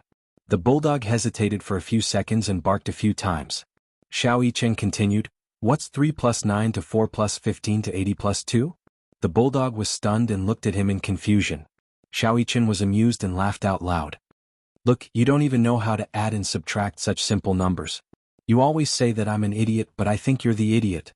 "Idiot, Yu Yu?" The bulldog understood the word, idiot, and lay on the ground weakly, revealing an innocent and pitiful expression. The ragdoll cat, Lisa, walked past Yu Yu gracefully and curled up into a ball in the cat bed. Xiao Yichen said again, "Lisa, come here." The ragdoll cat licked her paws and turned her head lazily to look at him. However, she seemed indifferent and ignored him. Xiao Yichen said unhappily, "Lisa, come here. Be good and listen to me." Only then did the ragdoll walk gracefully to the screen and sit beside Yu, with a noble and inviolable look on her face. Xiao Yichen said, "Lie down." Meow. Lisa meowed lazily but did not move. In this game, cats were the hardest to tame. Cats were arrogant, cold, clingy, indifferent, affectionate, and distant. They were especially hard to tame. So far, Xiao Yichen had only learned one trick. Scratch him. Upon hearing this, Lisa turned around and swiped her claws at Yu. She was shockingly fierce. Ha ha ha. Xiao Yichen was amused by this scene and laughed until he was rocking back and forth. When he looked up, he saw the real Lisa's cold face. Xiao Yichen was scared out of his wits. He froze and did not dare to move. Lisa put the tablet on the table and asked in a neutral tone, "Is it fun?" "It's okay." He scratched his face. "Yeah, it's just to pass the time." "Is this game very fun?" Xiao Yichen said awkwardly, "It's okay, I guess." Lisa glanced at him expressionlessly and her gaze fell on the screen. That noble ragdoll cat. At least he knew what was good for him. She was set to be a ragdoll cat. If she was set to be a dog, she would scratch him. Xiao Yichen complained, "It's so boring to be alone in the castle. There's no one to play with me." "Are you still a 3-year-old child? Do you still need someone to play with you?" "Although I'm not a 3-year-old, I'm still a kid." Xiao Yichen tugged at Lisa's sleeve and begged, "Lisa, play with me, okay? Let's go pick up seashells and make wind chimes." "Gong Xiaoying will be here tomorrow," Lisa suddenly said. Xiao Yichen's expression froze. He stared at Lisa in astonishment and said suspiciously, "Didn't you say that Gong Xiaoying usually doesn't come here?" "That's under normal circumstances." Lisa continued, "You haven't left the island for a long time and there hasn't been any news from you. Of course Gong Xiaoying will come and check on you. You have to remember that no matter what, you can't give yourself away when Gong Xiaoying comes tomorrow." "What will happen if I give myself away?" Xiao Yichen thought to himself, "This Gong Xiaoying is my grandfather after all. Even if I give myself away, he won't say that he will slit my neck with a knife, right?" Lisa said, "If my identity is exposed, I will die." Xiao Yichen was speechless. Chapter 36:21. Xiao Yichen was shocked. Would Lisa be in trouble if his identity was exposed? Gong Xiaoying was so cruel. It seemed like his grandfather was not cute at all. Xiao Yichen felt wronged and said, "I'm innocent. I don't care." Lisa grabbed him by the collar and said coldly, "So I'm warning you, if you expose yourself, I won't let you off." "Then, how can I not expose myself?" Xiao Yichen spread his hands and said, "You and I talk like each other, how can he recognize us?" "It's fine if you don't talk, but once you do, you expose your IQ." After a pause, Lisa continued, "How can a leader who founded the Hurricane Group be so stupid? Besides, do you think he doesn't know that your mommy gave birth to twins? Not only does he know, but he also knows the biggest difference between you and Yu." Yes, she admitted. Yu and Xiao Yichen really looked alike. However, this did not mean that they would not be exposed in front of a sly old fox like Gong Xiaoying. Xiao Yichen was curious and asked, "What's the difference?" Lisa said coldly, "One is talkative, the other is quiet." He was caught off guard. Xiao Yichen felt wronged. He did not think that he was a talkative person. Why did everyone say that he was talkative? Anyway, when he comes, you should talk less, eat less, and make less facial expressions. Xiao Yichen did not understand. "I can understand if you want me to talk less and make less facial expressions, but why should I eat less?" Lisa said expressionlessly, "Yu eats very little, he doesn't eat as much as you. Usually he only eats a few meals, but you ate 3 big bowls at once. It would be strange if he didn't suspect anything." Xiao Yichen felt that what she said made sense. "Alright, he won't be here for long anyway. Although he won't be here for long, you can't let your guard down. Understand?" Xiao Yichen saluted and said lazily, "Yes, sir. Isn't it just eating less, talking less, and making fewer expressions? I might as well lock myself in my room." Lisa raised her chin and said, "In fact, Yu has always been like this. He rarely leaves his room, so when he comes, you better stay in your room and don't go anywhere, okay?" "Got it."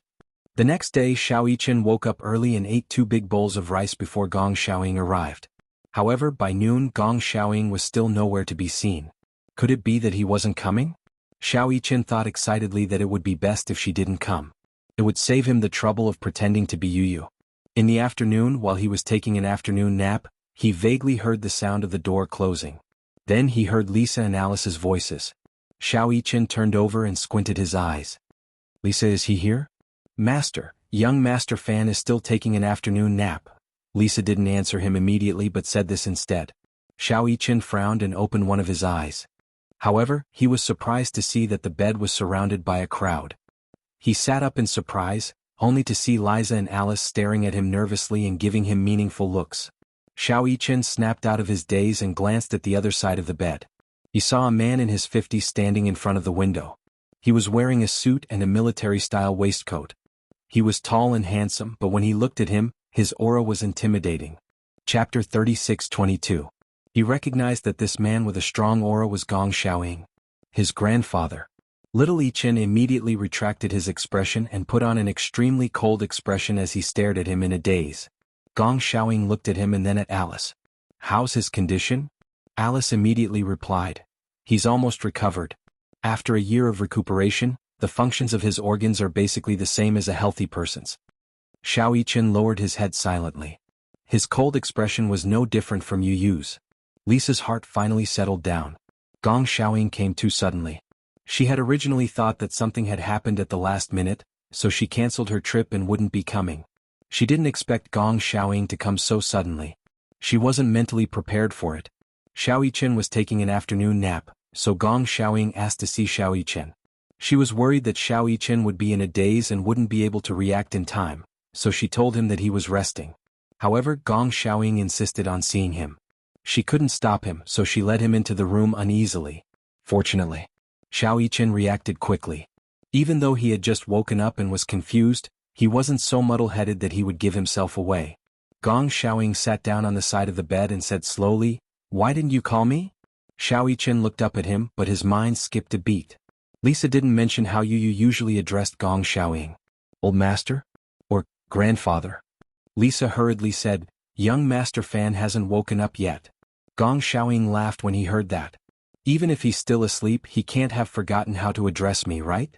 Xiao Yichen's heart suddenly felt uneasy. In the Gong family, etiquette was very important. When a junior met a senior, they would greet them. This was etiquette. Gong Xiaoying valued etiquette. Even the arrogant Gong Jie would have to greet his elders respectfully when he returned to Gong Xiaoying. There was a clear distinction between seniority and inferiority. Xiao Yichen glanced at Lisa and noticed that she was clenching her fists nervously. For a moment he also felt uneasy. Outer. He called out tentatively while cautiously looking at Lisa to observe her expression. Seeing that Lisa did not express any strange attitude, he knew that calling him Grandpa was the right thing to do. Grandfather, he called out in a low voice. Gong Xiaoying smiled in satisfaction. He patted his head and asked gently, "Are you still asleep?" Xiao Yichen lowered his head and nodded lightly. Gong Xiaoying smiled and said, "Sleep a little longer." When Xiao Yichen heard that, he felt as if he had been granted amnesty and fell straight onto the bed. He wished that he could avoid having to deal with Gong Xiaoying. It was simply a blessing that he could continue sleeping. This way he would not have to rack his brains to think of a way to not expose himself. Gong Xiaoying lowered his body and covered him with the blanket.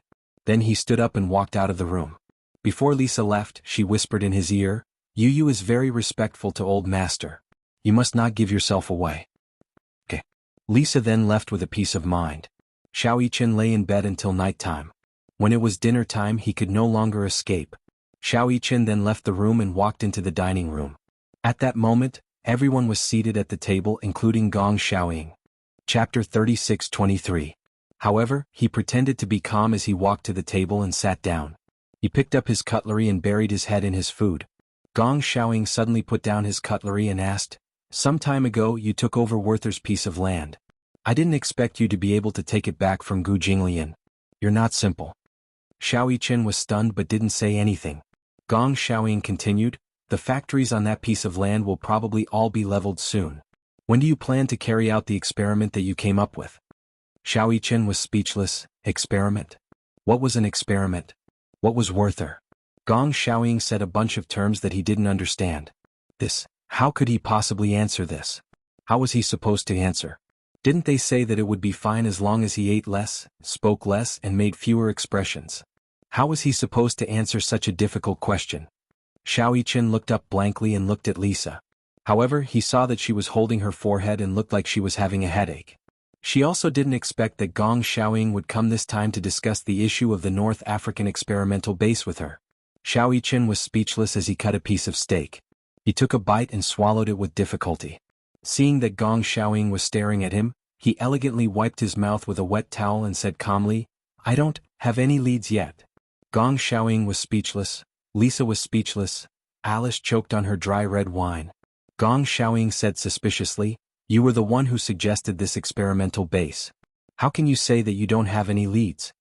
Xiao Yichen's expression didn't change, but his back kept breaking out in cold sweat. Alice was worried that the matter would be exposed and quickly poked her head with her finger. When Xiao Yichen saw this, he instantly realized that Alice must be hinting at something. But, what did she mean by poking her head? Xiao Yichen also poked his own head and suddenly said, "Is there something wrong with your head?" Alice raised her head in shock and stared at him in horror. Lisa's eyes were wide open. She did not expect Xiao Yichen's comprehension ability to be so terrible. Gong Xiaoying was also stunned. What? What did he mean by there was something wrong with his brain? Alice face-bombed, looking like she was having a headache. When Xiao Yichen saw this, he finally understood what she meant. He held his forehead and pretended to have a headache. Lisa immediately stood up and pretended to be worried as she walked over to his side and held his shoulder. "Young Master Fan, does your head hurt again?" "It hurts." Xiao Yichen pretended to be patient and took a deep breath. "My head hurts." Lisa immediately looked at Alice worriedly. The latter also reacted. "Is it a reaction to the drug?" Gong Xiaoying looked at them suspiciously. "Headache." Alice explained, "Some drugs will have a backlash effect and some strong side effects. It will stimulate the central nervous system of the brain and cause headaches." She was talking nonsense with a straight face, but Gong Xiaoying actually believed her. Alice and Lisa immediately helped Xiao Yichen up the stairs. When they were halfway up the stairs, Alice could not wait to take him away. She almost carried him away. When they reached the room, Alice asked her assistant to stand guard outside the door while she and Lisa dragged Xiao Yichen into the room. Xiao Yichen turned around and said, "Didn't I tell you not to talk so much? He asked me such a complicated question. How am I supposed to answer him?" Lisa also had a headache and said, "Master is probably here because of the North African experimental base." North African? Experimental base? Experimental base? Chapter 36-24. Xiao Yichen suddenly felt a headache coming on. "I don't even know what the experimental base he's talking about is." Lisa explained, "Not long ago, Yu bought a piece of land in North Africa. He wanted to make use of the favorable environment there to develop an electromagnetic experimental base." Alice suddenly interrupted her. "Lisa, he's been here for so long. Don't tell me you haven't even told him about something as important as the Heavenly Eye project?" Lisa didn't know what to say for a moment. Xiao Yichen was even more confused. "What's the Heavenly Eye project?" Alice sat down and immediately began to educate him. The Heavenly Eye project is a concept proposed by Yu. Through the research and development of quantum technology, they will create a Skynet that can cover the entire world's information network. Through this Skynet, missiles can be intercepted at any time, and any missile launch can be interrupted. In other words, if the Heavenly Eye project is successfully developed, Hurricane Group will become the overlord of the world. Xiao Yichen was stunned. Alice was simple and precise. In short, if the Heavenly Eye project is successfully developed, it can create and stop all wars. Xiao Yichen finally understood. So, if this project is successfully developed, Hurricane Group will completely control the world? Lisa and Alice looked at each other with gratification. They nodded and said in unison, "You can say that." Alice, in particular, did not understand. Xiao Yichen and Yu were twins. They were both born in the same womb, but why was Yu so crazy and Xiao Yichen so stupid? One proposed the idea of the Heavenly Eye project, while the other had to explain what the Heavenly Eye project was for a long time before he could understand it. She really wondered what their genetic makeup was like. Xiao Yichen said, "This question is too complicated.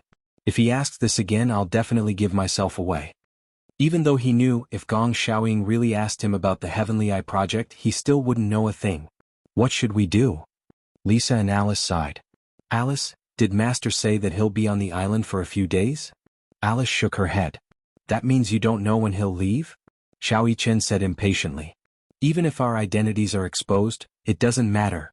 Yu doesn't belong to him. Why is he controlling Yu and using him to monopolize the world's rules? He's our grandfather, how can he use you like this? If of course mommy, Isufs would be sad. Before this, he had always thought that Gong Xiaoying had erased Yu's memory and kept him in the Gong family because he loved Yu and missed Yun Shirshir. That was why he wanted to keep him by his side. But now, it seemed that Gong Xiaoying's intentions were not that simple. Could it be that he wanted to use Yu to achieve his position as the king of Hurricane? That was too selfish. How painful was Yu? How painful was mommy? How painful was daddy? Could it be that the feelings of so many people were not as important as his ambition? Could it be that his hatred for the Mu family was so deep that he couldn't let go of it? Chapter 36:25. Lisa pulled him back nervously and warned, "Keep your voice down. What if old master hears you?" Xiao Yichen couldn't hide the gloom in his eyes.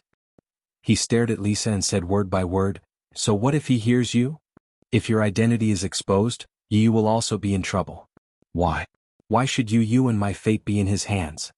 I admit that Hurricane Group is very powerful, but Gong Xiaoying can't be so arrogant as to cover the sky with one hand, right?"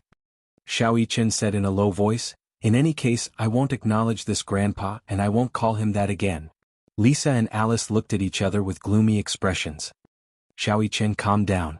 Mu Yichen turned around expressionlessly with a frosty expression on his face. Lisa said, "It's best not to let Gong Xiaoying find out that you and Yu have swapped identities.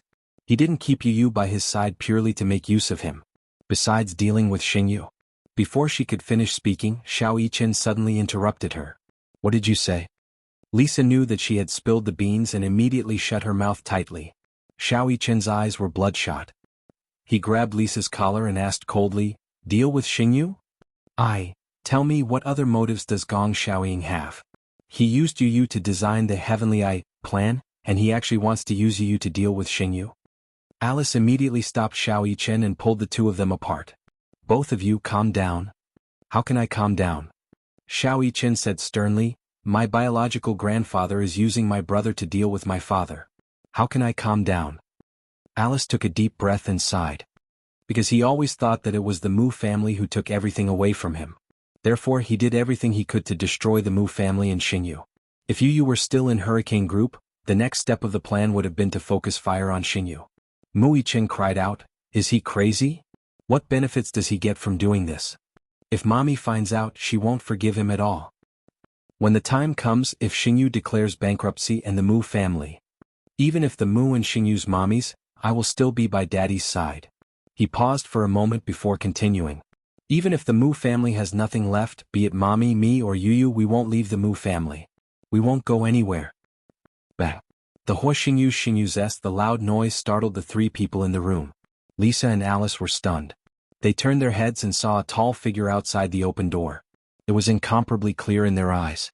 Xiao Yichen turned around expressionlessly and saw Gong Xiaoying slowly striding in. Behind him, a row of tall guards followed closely behind him like stars surrounding the moon. Gong Xiaoying walked in and glanced at Xiao Yichen with his eagle eyes. He said coldly, "What a good, not going anywhere. It looks like your family of 4 is really loving." "You're wrong. It's not a family of 4, it's a family of 5. Gong Xiaoying was surprised when he heard this. "What?" Chapter 36:26. Gong Xiaoying's pupils constricted, but he soon broke into a smile. He calmed down and sized up Xiao Yichen. His words were sharp. "You are Mu Yichen?" Mu Yichen did not reply to him. He only glared at him coldly, clearly regarding him as an enemy. His eyes were full of hostility. Gong Xiaoying's eyes narrowed slightly. "Why is he here? Where's Gong Fan? Didn't I ask you to guard him?" Right from the start, he was acutely aware of the differences between Xiao Yichen and Yu. Even though Xiao Yichen was deliberately imitating Yu, be it his expression, tone, or style of doing things, it was hard not to leave traces behind. Xiao Yichen was Xiao Yichen. Yu was Yu. Both of them were unique and no one could imitate them. Gong Xiaoying discovered the clues at one glance. At the dining table, he deliberately probed Xiao Yichen, who was caught off guard, and finally gave himself away. He was shocked, but he did not show it on his face. It was only when Xiao Yichen went upstairs that he followed him in puzzlement. Separated by a door, he could vaguely guess the whole story. The two children had been swapped. Yu was no longer on this island, and the person in front of him was not Yu but Mu Yichen. Gong Xiaoying did not expect things to turn out this way. He was extremely shocked. Xiao Yichen said expressionlessly, "Yu has a name. He's called Yun Tianyu, not Gong Fan. Yu doesn't care about the lousy name you gave him. The real Yu will only recognize the name Mommy gave him. Lisa saw the drastic change in his expression and immediately stood in front of Xiao Yichen protectively. She said nervously, "Master, I'm sorry." Did they switch? Gong Xiaoying raised his hand and ruthlessly slapped him across the face. Lisa was slapped in the face. Her body shook violently, but she did not fall down. She clenched her fists, raised her head and said through gritted teeth, "Master, I'm sorry." But Gong Xiaoying bellowed, "No buts."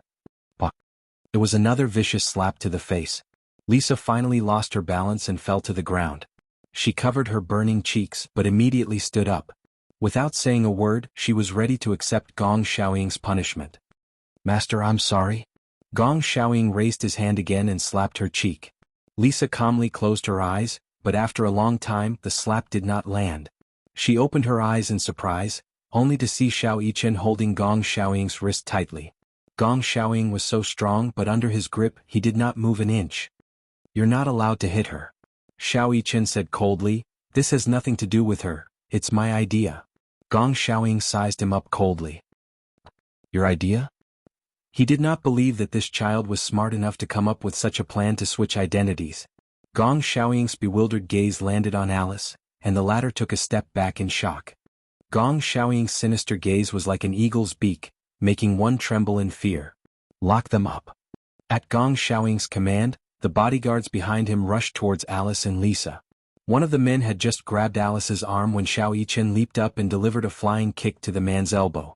Chapter 36:27. The back of his head hit the ground. The strong impact was like a magnitude 10 earthquake.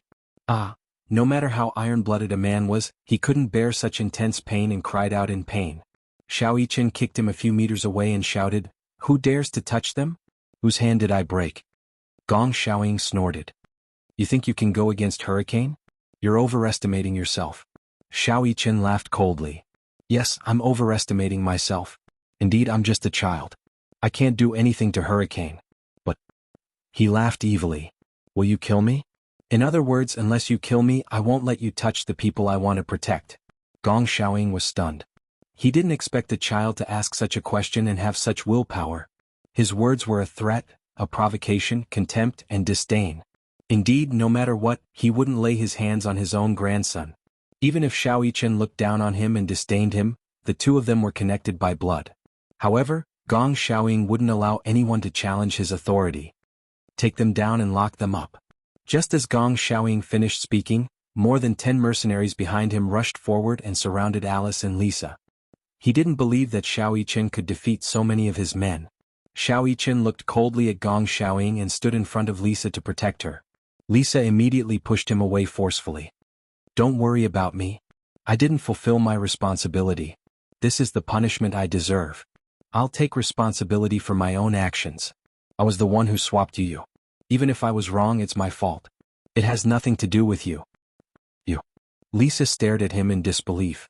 She lowered her voice and questioned him. "Xiao Yichen, what are you thinking? Do you really want to make him your enemy?" Xiao Yichen said expressionlessly, "From the moment he used you, he was already my enemy. I don't want to acknowledge him as my grandfather anymore. No matter what, he can forget about using you to destroy the Mu family. Lisa, you have to remember that he's not your master. Yu is. Have you forgotten? Your Gong Jie is Yu's personal bodyguard. Only Yu has the right to decide your life and death. No one else." When Lisa heard this, she didn't know why, but her heart suddenly trembled. "This man is my enemy and Yu's enemy. Since he's Yu's enemy, he's also your enemy. What right do you have to listen to him? If it were me, I wouldn't listen to him obediently." Gong Xiaoying finally couldn't take it anymore. Grandfather and grandson had turned against each other. He had never thought that his biological grandson would make him his enemy. His heart ached. It was hard to imagine that things would turn out this way. Instantly, he flew into a rage out of humiliation and said bitterly, "Take him down too. Lock him up." The mercenaries pounced on Xiao Yichen. Before he could react, Lisa, who was behind him, pushed him away. She reached out and gripped the man's hand tightly. With a sudden twist, she broke the man's elbow. The mercenaries surrounded them from all directions. Lisa and Xiao Yichen stood back to back as they dealt with the incoming mercenaries and bodyguards. Their teamwork was flawless. Chapter 36:28. Gong Xiaoying did not expect a child's ability to be so terrifying. Xiao Yichen and Lisa had their backs to each other in tacit understanding. Facing the enemies coming at them from all directions, they threw punches, hooked kicks, and sent flying kicks. Their coordination was amazing and flawless. An adult weighing more than 100 kilograms was sent flying by Xiao Yichen, who was not even 10 years old. He was sent flying. What kind of terrifying leg strength did he have to be able to send an adult flying so far with just one kick? Gong Xiaoying retreated half a step in shock. At that moment he saw Xiao Yichen grab a man by the collar and throw him harshly against a cabinet. With a loud thud, the cabinet fell to the ground. Under Lisa's cover, Xiao Yichen rushed to Gong Xiaoying and grabbed him by the collar. He coldly ordered, "Prepare a boat for me. I want to leave this place." "Don't even think of leaving unless you return Gong Fan." Mu Yichen sneered. "I don't know who Gong Fan is. I only have a younger brother, and his name is Yun Tianyu. Unless you kill me." Gong Xiaoying arrogantly raised his chin and enunciated each word clearly. "Otherwise, don't even think of leaving this place." Mu Yichen narrowed his eyes. At this moment, countless armed mercenaries rushed over from behind. There were hundreds of bodyguards stationed on the castle. When they saw this scene, they thought that it was Mu Yichen who had kidnapped Gong Xiaoying. They were so shocked that they immediately raised their guns and aimed at Mu Yichen. Lisa saw this and rushed over to protect Mu Yichen. "Don't shoot. This is Master's grandson. Don't shoot." The mercenaries did not put away their guns though. They only listened to Gong Xiaoying's orders. Therefore they did not listen to anyone else's words. Gong Xiaoying was very calm and coldly ordered, "Put away your guns." Only then did the mercenaries put away their guns. Gong Xiaoying lowered his head and exchanged glances with Mu Yichen. He warned, "Give up. I can't leave here." "Then let me give you a kind warning. It's impossible for you to use Yu to go against Xingyu Financial Group and my daddy. Our family of 5 will never be separated. I can brainwash him, but I can also erase your memory. I'm warning you, if you dare to leave this place, I will erase your memory just like Gong Fan." "I told you he's not Gong Fan." Mu Yichen was so angry that he laughed. "If you're such a person who likes to force your will on others, who likes to manipulate the fate of others, then you don't deserve to be my grandfather, and you don't deserve to be my grandfather. You don't deserve my mommy to acknowledge you as her father." Pa Mu Yichen glared at her. Lisa, who was watching from the side, was stunned. Only then did Gong Xiaoying react and look at his palm. Just now, when he lost control of his emotions, it was this hand that slapped him hard in the face. He hit him. He had used this hand to hit his own grandson. However, for some reason, when he heard Mu Yichen's hysterical words, he completely lost control. Yun Shishir was the pain he could not bring up. After being left outside for so many years, she was now unwilling to acknowledge him as her father for the sake of that brat from the Mu family. What he couldn't understand was why things had escalated to the point where he had become enemies with his own grandson. He had never thought that the situation would come to this. How did it come to this? "You're my grandson." Chapter 36:29. "Now, I want to leave this place. Whoever dares to stop me, don't blame me for being rude." As Mu Yichen spoke, he walked towards the door. Everyone was armed to the teeth and on high alert. They all raised their guns and were ready to fight. Lisa saw this and was worried. She immediately followed Mu Yichen out of the door. "Lisa." Gong Xiaoying turned around angrily and said coldly, "Even you want to betray me?" Lisa's back stiffened, but she did not dare to turn around and look into his eyes. He turned around and said coldly, "Fine. Then I'll warn all of you. Unless I'm dead, none of you will be leaving this place." Mu Yichen stopped in his tracks but did not turn around. He raised his chin. Although his voice was not loud, it was powerful. "Unless you kill me, no one will be able to stop me." He had inherited Mu Yaja's arrogance. That small back view made Gong Xiaoying feel as though he was looking at Mu Yaja. He was completely enraged and clenched his fists tightly. Both of them were equally insufferably arrogant. One big and one small, they formed two terrifying energy fields. Mu Yichen had only taken a few steps when he suddenly felt a strange piercing pain in his back. He turned around in shock and saw a mercenary pointing a gun at him. He touched the place where the pain was coming from and felt a sticky trace of semen. "What is this?" Mu Yichen pursed his lips and looked coldly at Gong Xiaoying. He saw disappointment and indifference in his eyes. His heart had turned completely cold. However, he was not afraid at all. Even if he died, he wanted to leave this place. Mu Yichen's body swayed. He turned around and walked towards the door again. Gong Xiaoying was so stunned that he almost suffocated. Even so, Even so, this child did not beg him for anything. Where was he going? Did he really think that he could leave this isolated island just by walking out of this door? Even if he died, he wanted to return to that man's side. Muichen's body swayed slightly as though he was about to fall. He struggled to hold onto the wall and slowly walked towards the door. A strong sense of dizziness engulfed him. His forehead was covered with cold sweat and he looked like he would faint in the next second. Gong Xiaoying looked at his stubborn expression and felt both pain and disappointment. Shoot. No. Lisa was so shocked that her eyes widened.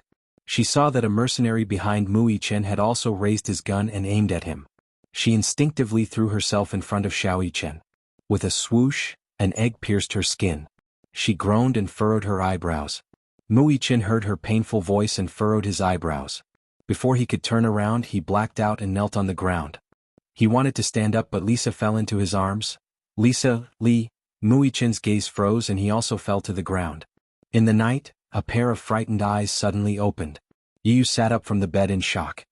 He instinctively held onto his abdomen where there was still a faint stinging pain. It was so painful as though he had been shot by a bullet.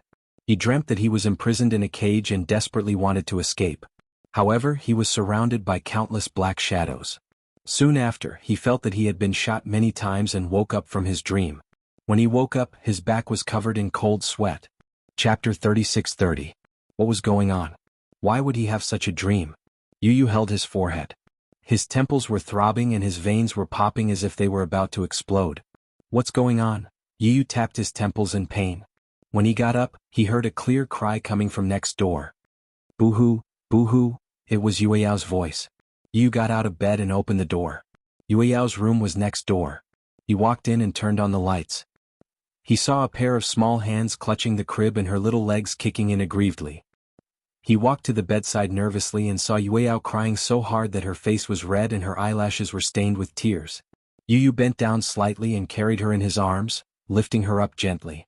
Now that he had learned how to carry a child, he could carry Yueyao comfortably. Surprisingly, when he carried Yueyao stopped crying.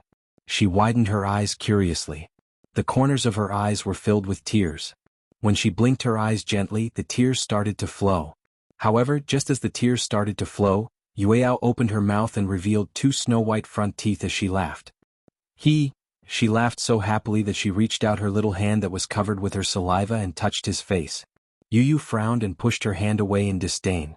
He muttered, "Don't touch my face with your dirty hands." He patted her little hand and Yueyao retracted her hand in pain.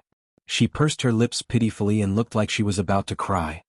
Boo-hoo, she curled her little hand and stared at him innocently. She looked like she wanted to say something. However, she had not learned how to speak yet and could only babble out a few clumsy words. Brother, hug.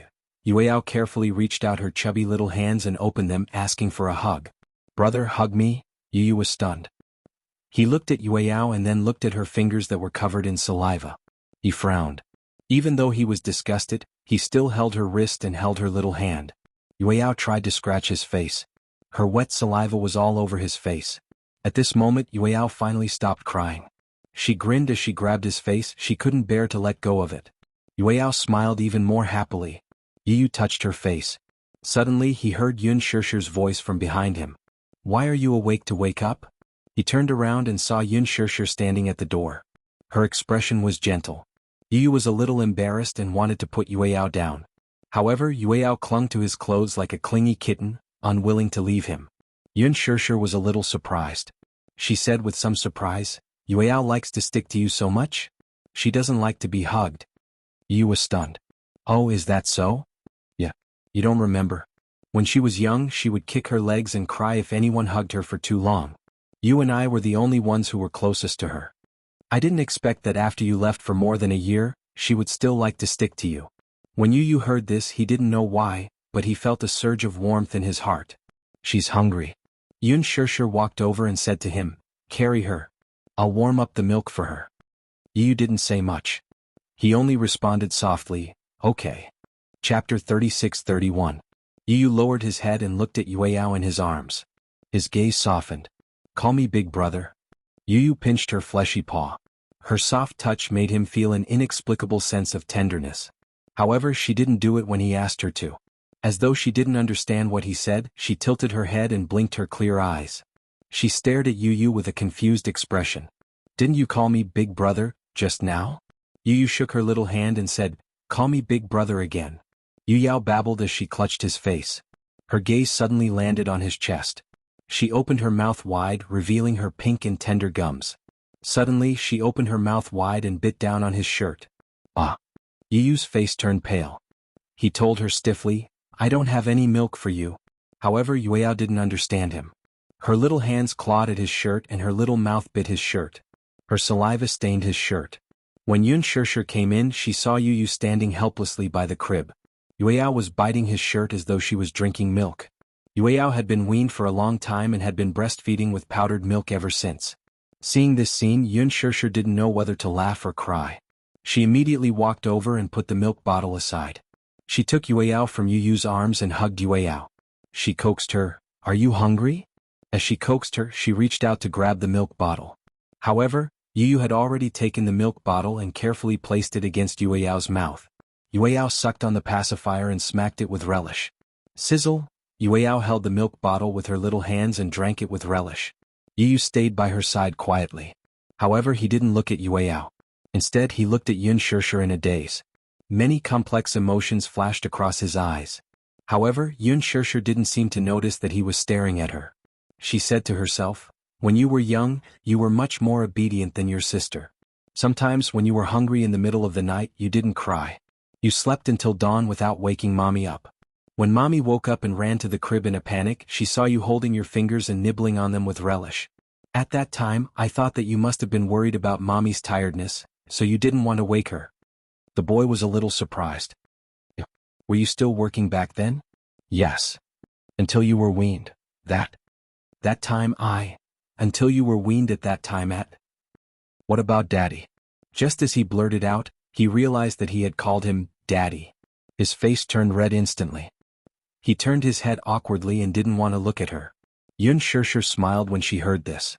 She immediately said, at that time your daddy wasn't by our side. Did you know?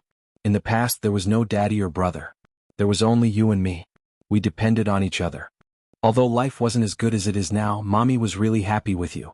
As she spoke, she recalled the happy past. Yun Shirshir's eyes suddenly stung. She blinked her eyes and forced her tears away. She retreated and turned to look at Yu Yu. However, he was also staring at her without saying a word. Yu Yu, Yun Shirshir took a deep breath and said, don't leave mommy again, okay?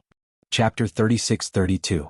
Yu Yu's expression was calm, but his heart was in turmoil. She said, don't leave me again. Why was it that when he heard those words, his heart was so moved?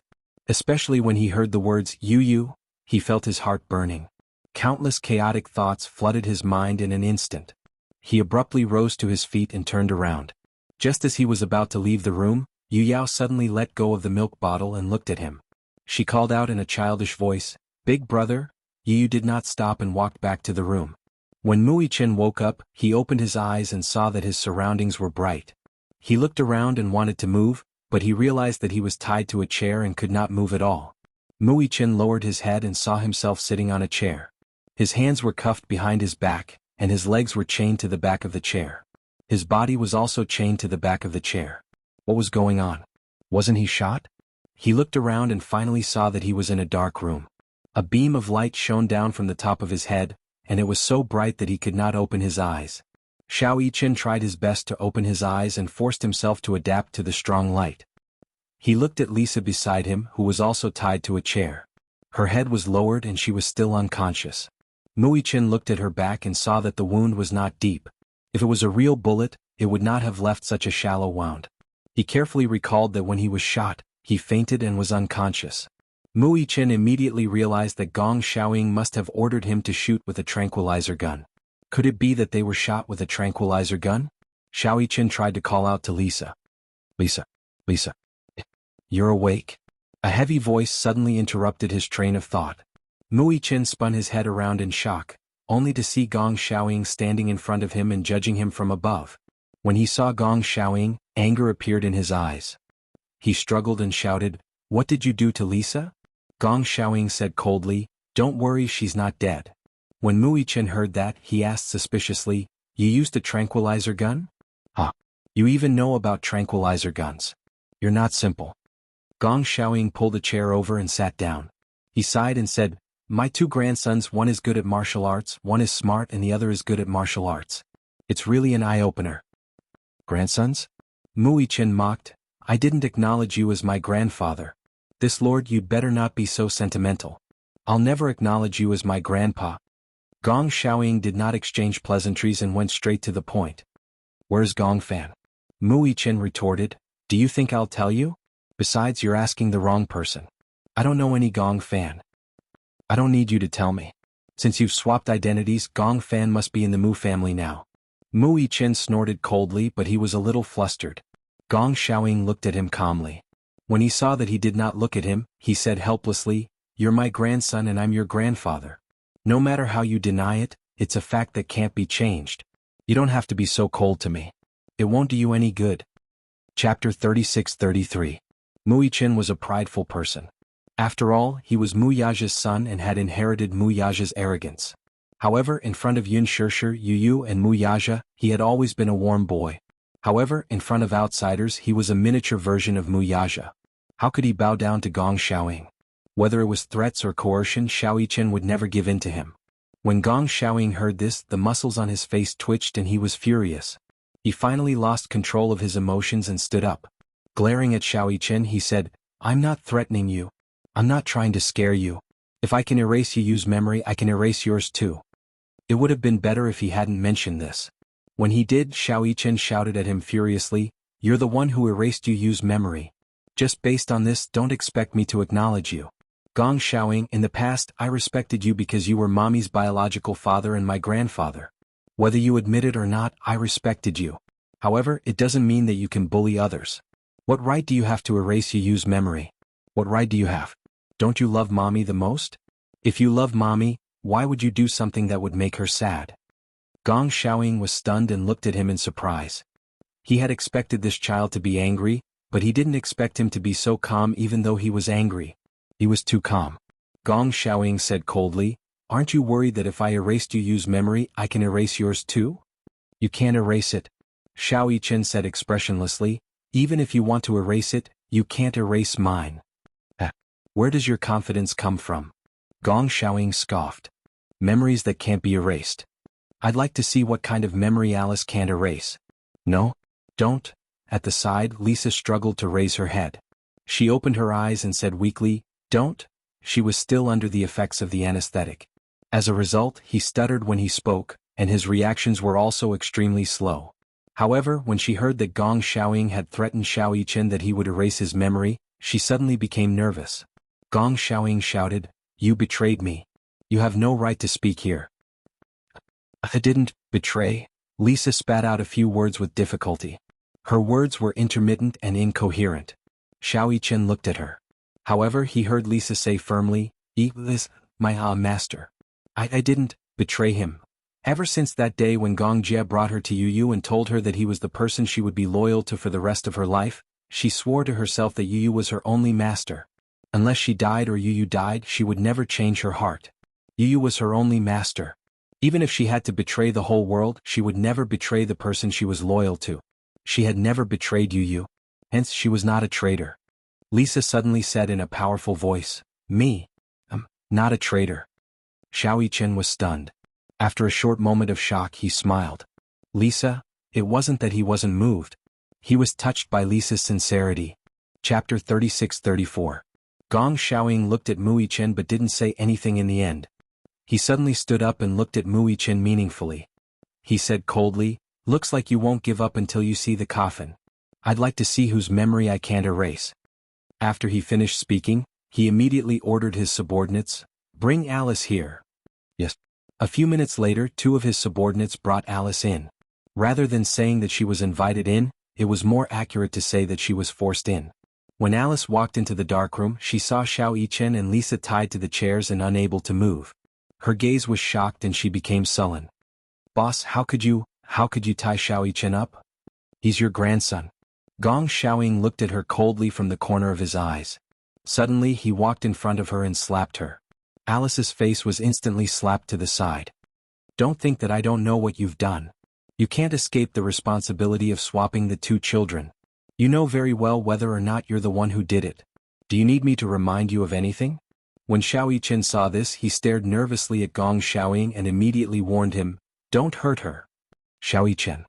Alice turned her back to him and stopped him. "Don't talk. This has nothing to do with you." Xiao Yichen was stunned for a moment. Alice turned her face. There seemed to be some emotions in her eyes. She looked steadily at Gong Xiaoying. Her chest rose and fell for a long time. Suddenly she smiled bleakly. "I know that I betrayed you. I deserve this slap. But boss, what kind of deep hatred do you have that you can't let go of it after so many years? What kind of deep hatred do you have that you want to take revenge on these two children? They were still so young. Yu's memories were erased. It was sealed by my hypnosis. However, ever since his memories were sealed, there wasn't a single day that I didn't regret it. Look at Yu, what has he become?" Gong Xiaoying was startled and suddenly stopped talking. "Do you think you're doing this for Yu?" He had forgotten all his memories. He had forgotten Yun Shirshir and Mu Yaja. He had even forgotten who he was. "Do you think this is for his own good? You have no right to do this, and you have no right to erase Yu's memory and tamper with his life." "Shut up." Gong Xiaoying interrupted coldly, "I don't need you to tell me what to do. Yes, you're high and mighty, you're insufferably arrogant. Now the Gong family can call the wind and summon the rain, looking down on everything. No one has the right to criticize you about what you're doing." But Alice's lips suddenly trembled violently as she spoke. "Yu is innocent. He's just a child. He just wants to be by his mommy's side. Look at how cute Yu used to be. He was with his family and he was smiling every day. But now, he's become a cruel, cold, and insensitive person. He's also become someone with terrifying ambitions and hatred that shouldn't exist at his age. He's just a child. How can you bear to torture him like this?" Chapter 36-35. Alice did not care about anything else. "If you persist in doing this, your daughter will never forgive you." Gong Xiaoying's pupils constricted as he stared fixedly at Alice. It was as if he was an explosive that could explode at any moment. Alice had always been fearful of Gong Xiaoying. However, there was no trace of fear in her eyes right now. "Right now, I want you to seal this child's memory, just like how you sealed Yin Tianyou's. She would not make the same mistake a second time." Even though she had no feelings for Xiao Yichen. However, perhaps because she could no longer have children in this lifetime, she could understand the pain of a mother and son turning against each other. Hence, she could understand Yun Shirshir's pain as well as Yu and Xiao Yichen's pain. She had already killed Yun Tianyu, she could not kill Xiao Yichen as well. Gong Xiaoying glanced at Mu Yichen before returning his gaze to Alice. His tone was full of threat. "Do it right now." "No." Alice took a deep breath and rejected him coldly. "I don't want to do this kind of thing again." She mustered up her courage and rejected him with an incomparable conviction. She knew what the consequences of going against the man's order were and what it meant.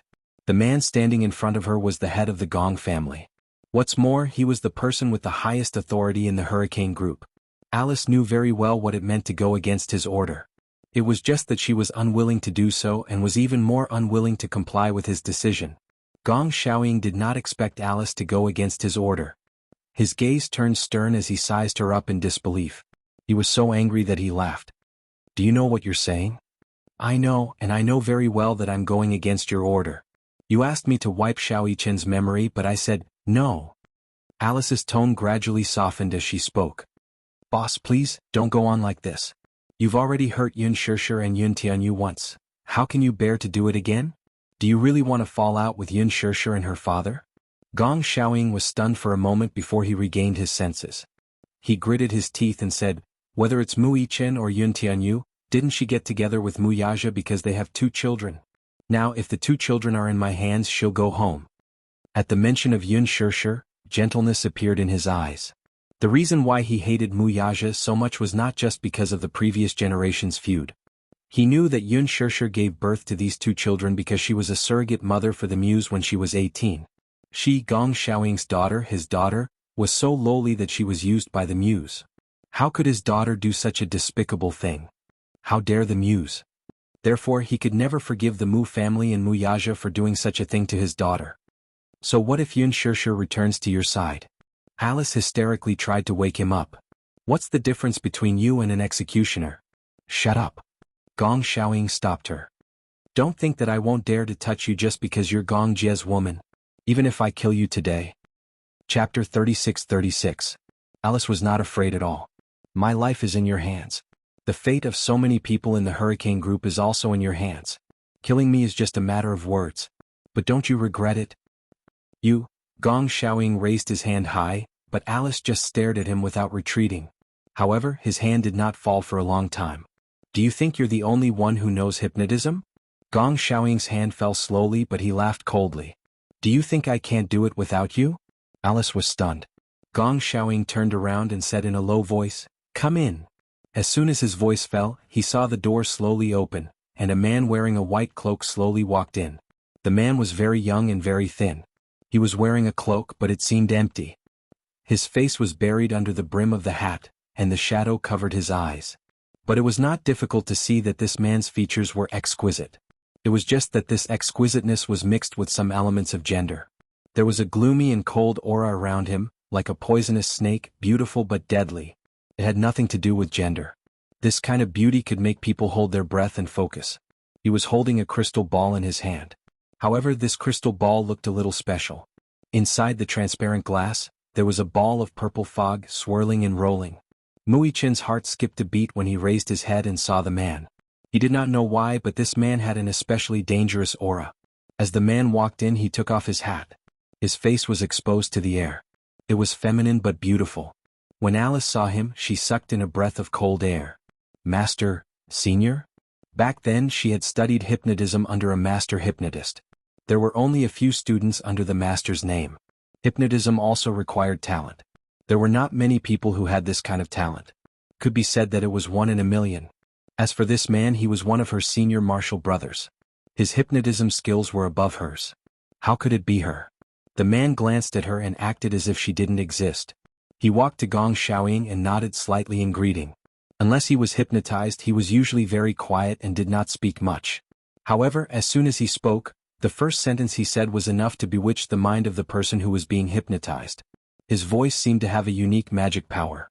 Sometimes, Alice felt that his hypnotism was not hypnotism, but a kind of magic that could not be explained by scientific means. "Senior, why are you here?" The man turned around and finally saw her. His deep eyes were like a dark black jade without any luster, but like a bottomless pool of water. Just a glance, it seemed to be able to suck one's soul. Gong Xiaoying said coldly, "Seal up all of that child's past memories, do you understand?" The man nodded gently. "Yes." It was just one word, but it was as cold as the ice and snow of the North Pole, causing people to feel a chill in their hearts. "Senior, you can't do that," Alice said in a panic. "You can't erase this child's memories, Senior. Take her away," Gong Xiaoying ordered impatiently. Chapter 36-37. The man in the white robe walked slowly to Xiao Yichen and squatted down gracefully. His dark eyes scanned every inch of Xiao Yichen's features and his thin lips slowly curved into a cold smile. Just by looking into his eyes, Xiao Yichen felt as if his body was frozen and he couldn't move. At the side, Lisa saw this and started to struggle. The man glanced at her from the corner of his eyes but didn't take her seriously. No matter how powerful she was, she wouldn't be a threat if she was tied up like this. However, with someone else around, it would be easy to disrupt the hypnosis if they made any noise during the hypnosis. The man said softly, "Take her away. Take her away." Gong Xiaoying gave the order and Lisa was immediately taken out of the room. He also left with his men. All the doors were locked from the inside. The man slowly lifted the crystal ball and held it in front of Xiao Yichen. The latter was attracted by the illusory purple fog in the crystal ball and his eyes suddenly lost focus. He felt as if he was about to enter the man's world. He immediately pinched his palms and forced himself to wake up. Xiao Yichen shook his head forcefully and turned his face away from the man. If he didn't look at him, he wouldn't be hypnotized. The man smiled faintly. He had hypnotized countless people, but most of them were unwilling to do so. "Who do you want to see the most now?" The man gently placed his hand on the surface of the crystal ball and caressed it. He said casually, "Is it her?" When Xiao Yichen heard this, he couldn't help but be attracted by the man's words. He turned his head and looked at the crystal ball. However, he saw that the fog in the crystal ball gradually transformed and reflected Yun Shishir's gentle smile. "Mommy." "Mommy?" Xiao Yichen was completely shocked. He could actually see Yun Shishir's face in the crystal ball. The man observed his expression and asked faintly, "Who is she?" Xiao Yichen looked at him and bit his lip hard, but he didn't say anything. Cold sweat, drop by drop, continuously slid down from his forehead and flowed into the gaps between his lips. It was extremely bitter. Oh, that's not her? The man stroked the surface of the crystal ball again. Xiao Yichen stared intently at the crystal ball. The fog continued to transform, and a tender but adorable face was reflected in the crystal ball. Yueyao, Yueyao. Xiao Yichen suddenly became agitated. He struggled, but the more he struggled, the tighter his hands were tied. What are you trying to do? He questioned angrily. The man smiled and held the crystal ball in front of him. In the crystal ball, that tender and cute face slowly came to life. Yueyao opened her eyes wide and stretched out her hands towards him. Brother, hug. Yueyao, is she the one you want to see? The man stroked the crystal ball again, and the fog transformed into Yu-Yu's face again. However, Yu-Yu's eyes were cold as if she was a stranger. Yu-Yu, who was reflected in the fog, suddenly opened her mouth and spoke. Muichen, don't come back. Her voice was cold, but every word was cruel and heartless. Xiao Yichen was stunned. He frowned and couldn't believe that Yu-Yu had said those words. What? He smiled bitterly and said to Yu-Yu, why don't you come back? Because no one needs you. Chapter 36-38. He didn't know why, but no matter how tough the environment was or how hopeless the situation was, Xiao Yichen's heart was about to break when he heard Yu-Yu's words. You don't need me, that's right. Yu-Yu echoed in the crystal ball, no one needs you. Xiao Yichen's pupils gradually lost focus. He stared at the crystal ball numbly. A line of tears slowly flowed down from his left eye. One tear followed by another. In an instant, his face was covered with tears. The man looked at him as if he had been hypnotized. He smirked coldly. It's not like that. Xiao Yichen suddenly looked up and said angrily, breaking down, it's not like that. Yu wouldn't say such things. This isn't Yu. This is an illusion created by you. The man smiled and said, I'm not a sorcerer and I don't know magic. This isn't created by me. It's your inner world. He inched closer to little Yichen and slowly breathed in through his thin lips. You yearn to be needed and valued. You're afraid of being outlawed and ignored, right? But you're not needed and you're not relied on. They don't need you. It's not like that. Xiao Yichen screamed crazily, you're bewitching me again. I want mommy, daddy, Yu and Yueyao. They all need me, they all need me. He was irreplaceable. He was Muichen. The man smiled and said, have you been lying to yourself all this time? Muichen gritted his teeth. Suddenly he leaned over and hit the crystal ball in his hand. With a loud crack, the crystal ball fell to the ground and shattered into pieces. The fog in the sphere slowly rose. Muichen could only feel the fog gradually condensing. Finally, it transformed into Yu-Yu's appearance. A living Yu-Yu was standing right in front of him as if he could reach out and touch her. The entire world was plunged into darkness. It was so dark that one couldn't even see one's fingers. Everything had changed. The white-robed man also seemed to have disappeared. Muichen lowered his head and looked at his body. There were no ropes, no handcuffs, no chains and no chair. He stood up and looked up. Yu was still standing in front of him, but she did not disappear. Yu? Muichen anxiously rushed towards him and held him in his arms. His body was so cold that it was as if he had no body temperature. Why is it so cold? He nervously grabbed Yu's shoulders and sized him up. However, Yu coldly pushed him away. Don't touch me. As Yu spoke, his gaze landed on the necklace around his father's neck, only to see a necklace around his neck. It was a purple crystal. All of a sudden, Yu forcefully tore the amethyst off and casually dropped it on the ground. Don't call my name. Yu turned around coldly. Muichen, no one needs you anymore. Mommy and Yueyao already have me. No one wants you to come back. So. He slowly turned his head. His eyes were covered by the shadows. His lips were curled into an extremely cold smile. Don't come back. No, it's not like that. Muichen shook his head in disbelief and forced a bitter smile. I know you lost your memory and don't remember me. But it's okay. You will definitely regain your memory. Chapter 36-39. Xiao Yichen stared at Yu in disbelief. He did not understand why he would say such a thing. In his impression, Yu was a tsundere, but he had a gentle heart. He would never monopolize mommy's love. This was not Yu. However, the person standing in front of him, with those familiar eyes, was clearly Yu. But why would Yu say such cruel words? Yu saw that Xiao Yichen did not speak, so he asked coldly, haven't you noticed? No matter what, mommy always prioritizes me. In her heart, I've always been more important than you. You should have noticed this, right?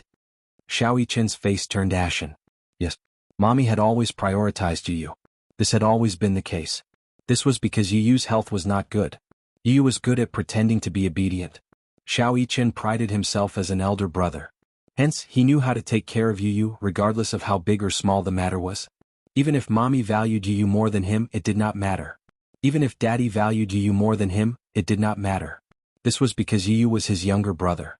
His most beloved younger brother. No one could replace his position in his heart. Whether it was mommy, daddy, Yu Yu, or Yueyao, they were all his dearest family members.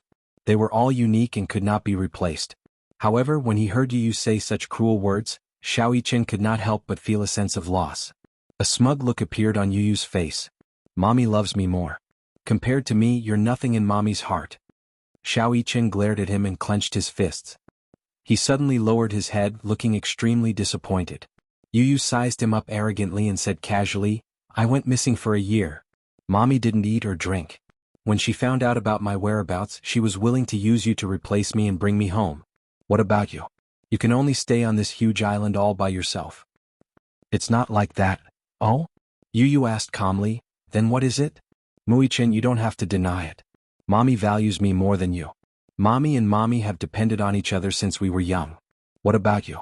How can you compare yourself to me? As he spoke, he smiled coldly. You don't have to come back. I'm enough for mommy. Little Ichin smiled bitterly and raised his head, revealing a trail of tears on his face. He smiled with tears in his eyes and said gently, Yu Yu, even if mommy loves you the most, it doesn't matter. I won't be sad. Because you're my younger brother. Yu Yu, who was standing in front of him, was in a daze. You're my younger brother. I'll give you everything. I won't fight with you. Don't worry, I won't be sad. Xiao Yichen wanted to hug him as he said this. With a look of disgust, Yu Yu broke free from him and flung his hand away. Don't touch me with your hand. Yu Yu said coldly, I don't want an older brother like you. Xiao Yichen was stunned. Yu Yu's words pierced his heart like a knife through butter. Why? Xiao Yichen forced a smile, but it was stiff. Is it because I didn't do well enough? Or, you don't like me? It's not that I don't like you. I hate you. Yu Yu's eyes were fierce. If it weren't for you, mommy would only belong to me. I hate people who want to steal mommy from me. I didn't steal her. Chapter 3640. After a pause, Muichin said nervously, Mommy only belongs to you. I won't snatch her away, okay? Yu Yu, don't be like this. As he said this, he helplessly reached out to grab Yu Yu's hand. However, Yu Yu took half a step back in disgust. It was as if he felt dirty just by touching him. Don't touch me. Yu Yu's figure gradually blurred and turned into a thin mist before dissipating. No. Xiao Yichen pounced on him sadly, but it was all in vain. When he looked up again, the scene in front of him had changed again. He saw Xiandi stroll. His home. At this moment he couldn't tell if he was in a dream or reality. Xiao Yichen bit his lip hard and tried to walk forward. He stood outside the main door. Through the lanyard and across the courtyard, he saw Yun Shishir carrying Yueyao through the floor-to-ceiling windows. Mommy? He anxiously groped for the door and tried to open it, but the door was locked from the inside. He was blocked outside the door and couldn't get in. Mommy, open the door. Muichin shouted frantically, Mommy, it's me, Xiao Yichen. I'm back. However, no one paid attention to him. It was as if he was a ball of air that no one could see. A sense of loneliness enveloped him. Muichin suddenly felt that he couldn't breathe. The feeling of being completely ignored overwhelmed him. Mommy, can you hear me? Muichin's throat was blocked. He choked and said, It's me. I'm Xiao Yichen. Open the door and let me in, okay? I want to go home. Yu Yu's voice suddenly came from inside the house. Yueyao, your brother is here. Xiao Yichen retreated back to Lanshan. Through the floor-to-ceiling window, he saw Yueyao staggering towards Yu Yu. Yun Shishir and Mu Yaja stood at the side, looking at him with gratified expressions. Yu Yu hugged Yueyao and lovingly hugged the cuddly little ball in his arms. Yueyao hugged Yu Yu's neck tightly and smiled. Brother? This clear and loud sentence made everyone beam with joy. Xiao Yichen heard Yueyao's laughter through the window and couldn't help but laugh as well. He hadn't seen Yueyao for a long time and missed her very much. Now, just hearing her clear voice warmed his heart. Yueyao, his little princess. Xiao Yichen stood outside the villa and looked on eagerly. However, the warm scene in the house seemed to have nothing to do with him. He wanted to go home more and more, to return to that warm home. He missed Mommy, Yueyao and Daddy so much. He missed Yu so much. Xiao Yichen went back to the main door and pressed the doorbell forcefully. However, no matter how long he pressed it or how many times he pressed it, no one answered him. Outside, the cold wind gradually became bitterly cold. He was shivering from the cold. Mui Chen couldn't wait any longer. He nimbly climbed over the door and walked to the floor-to-ceiling window. Standing outside, he gently knocked on the door and window and smiled gently. "Mommy? You? Daddy Yueyao?" Xiao Yichen tidied his clothes seriously and smiled. "I'm going home." Everyone in the house suddenly fell silent. Yun Shishir and Mu Yaja turned around. Yu also turned around with Yueyao in her arms. However, when her gaze landed on Xiao Yichen, her expression immediately turned cold. Chapter 36:41. Yu walked to the floor-to-ceiling window and pulled the door open. He asked coldly, "Why did you come back?" Xiao Yichen's smile froze. He said in a daze, "Because, this is my home." "This is not your home. This is my home. Get out." Yu pointed at the door and said coldly, "You're not welcome here." "How could this be?" Xiao Yichen gasped and looked at Yu. However, he heard Yun Shishir's cold voice. "Don't stand here. You're an eyesore." He looked in the direction of the voice and saw Yun Shishir walking towards him. Xiao Yichen reached out his arms and wanted to hug her. However, Yun Shishir slammed the window and locked it from the inside. Xiao Yichen was once again locked outside the door. He was dumbfounded. "Mommy," Yun Shishir said disdainfully through the floor-to-ceiling window, "don't come back. I don't want to see you." "What?" Xiao Yichen finally panicked.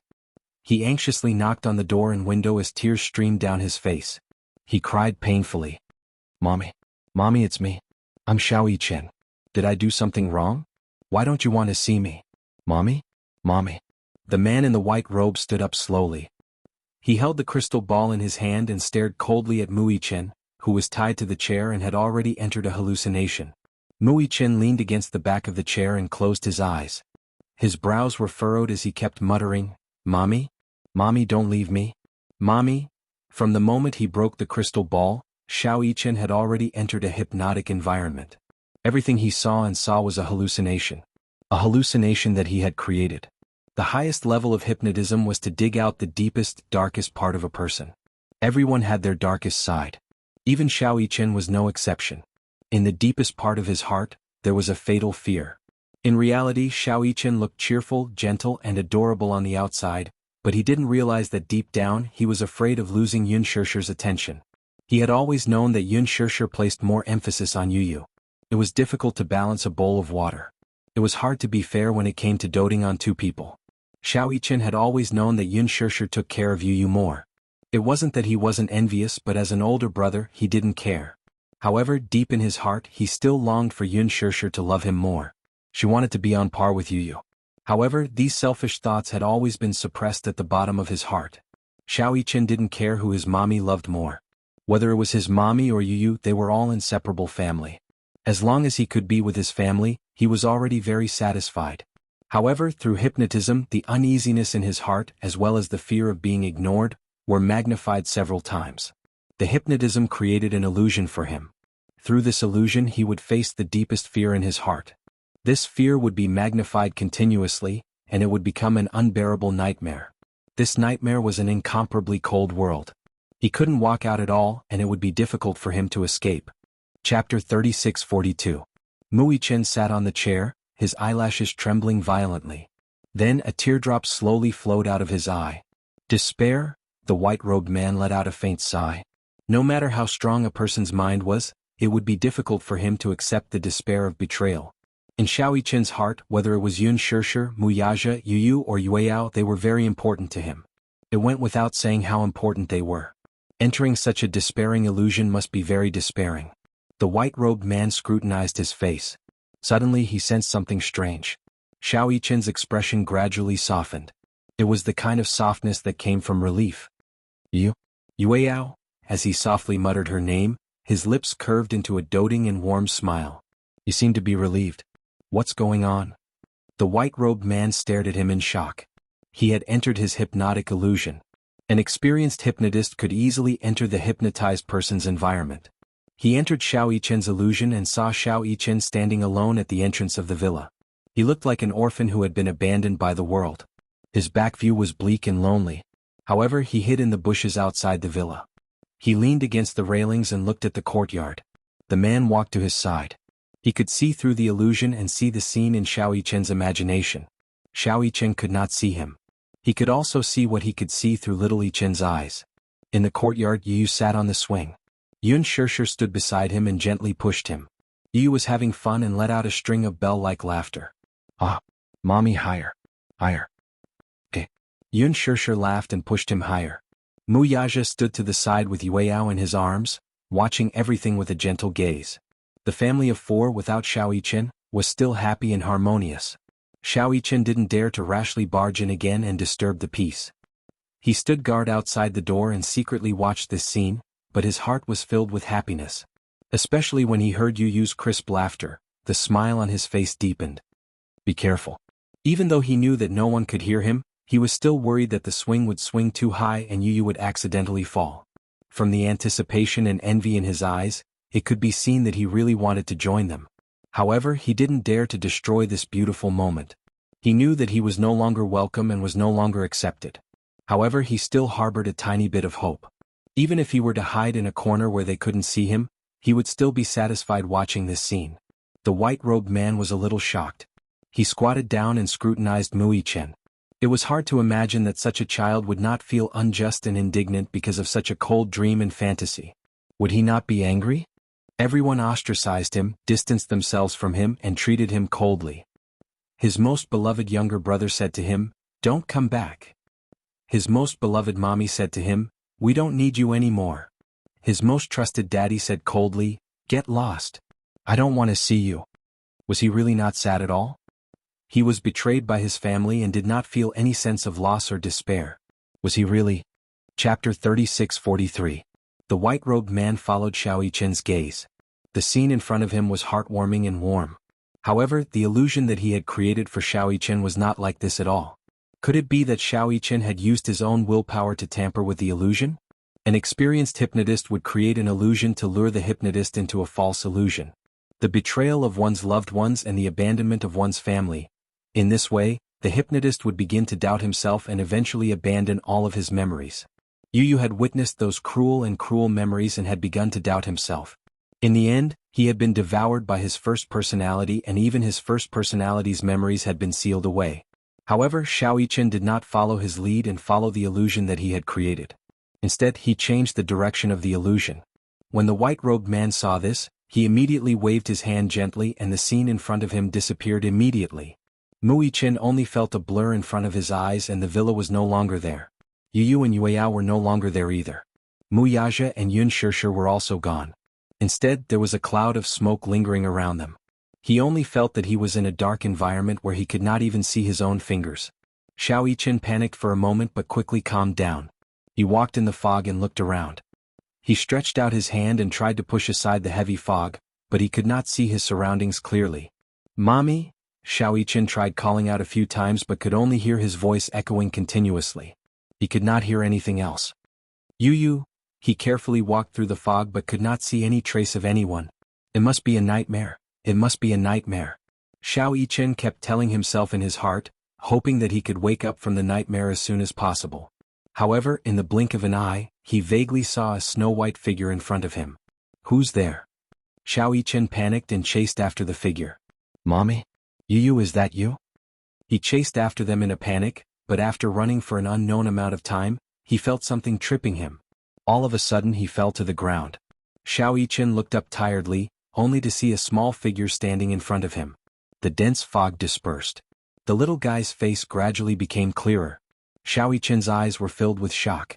He saw the little Yueyao standing in front of him, looking down at him with disdain. She was still sucking on the pacifier with relish. However, her gaze was empty, as if she was being controlled by someone. What was familiar was her face, but what was unfamiliar was the feeling she gave off. "You..." Before Xiao Yichen could finish his sentence, he felt a dull pain in his chest. He looked down in shock and saw a small hand tightly holding a dagger. The small hand at the end of the dagger belonged to the innocent and harmless little Yueyao.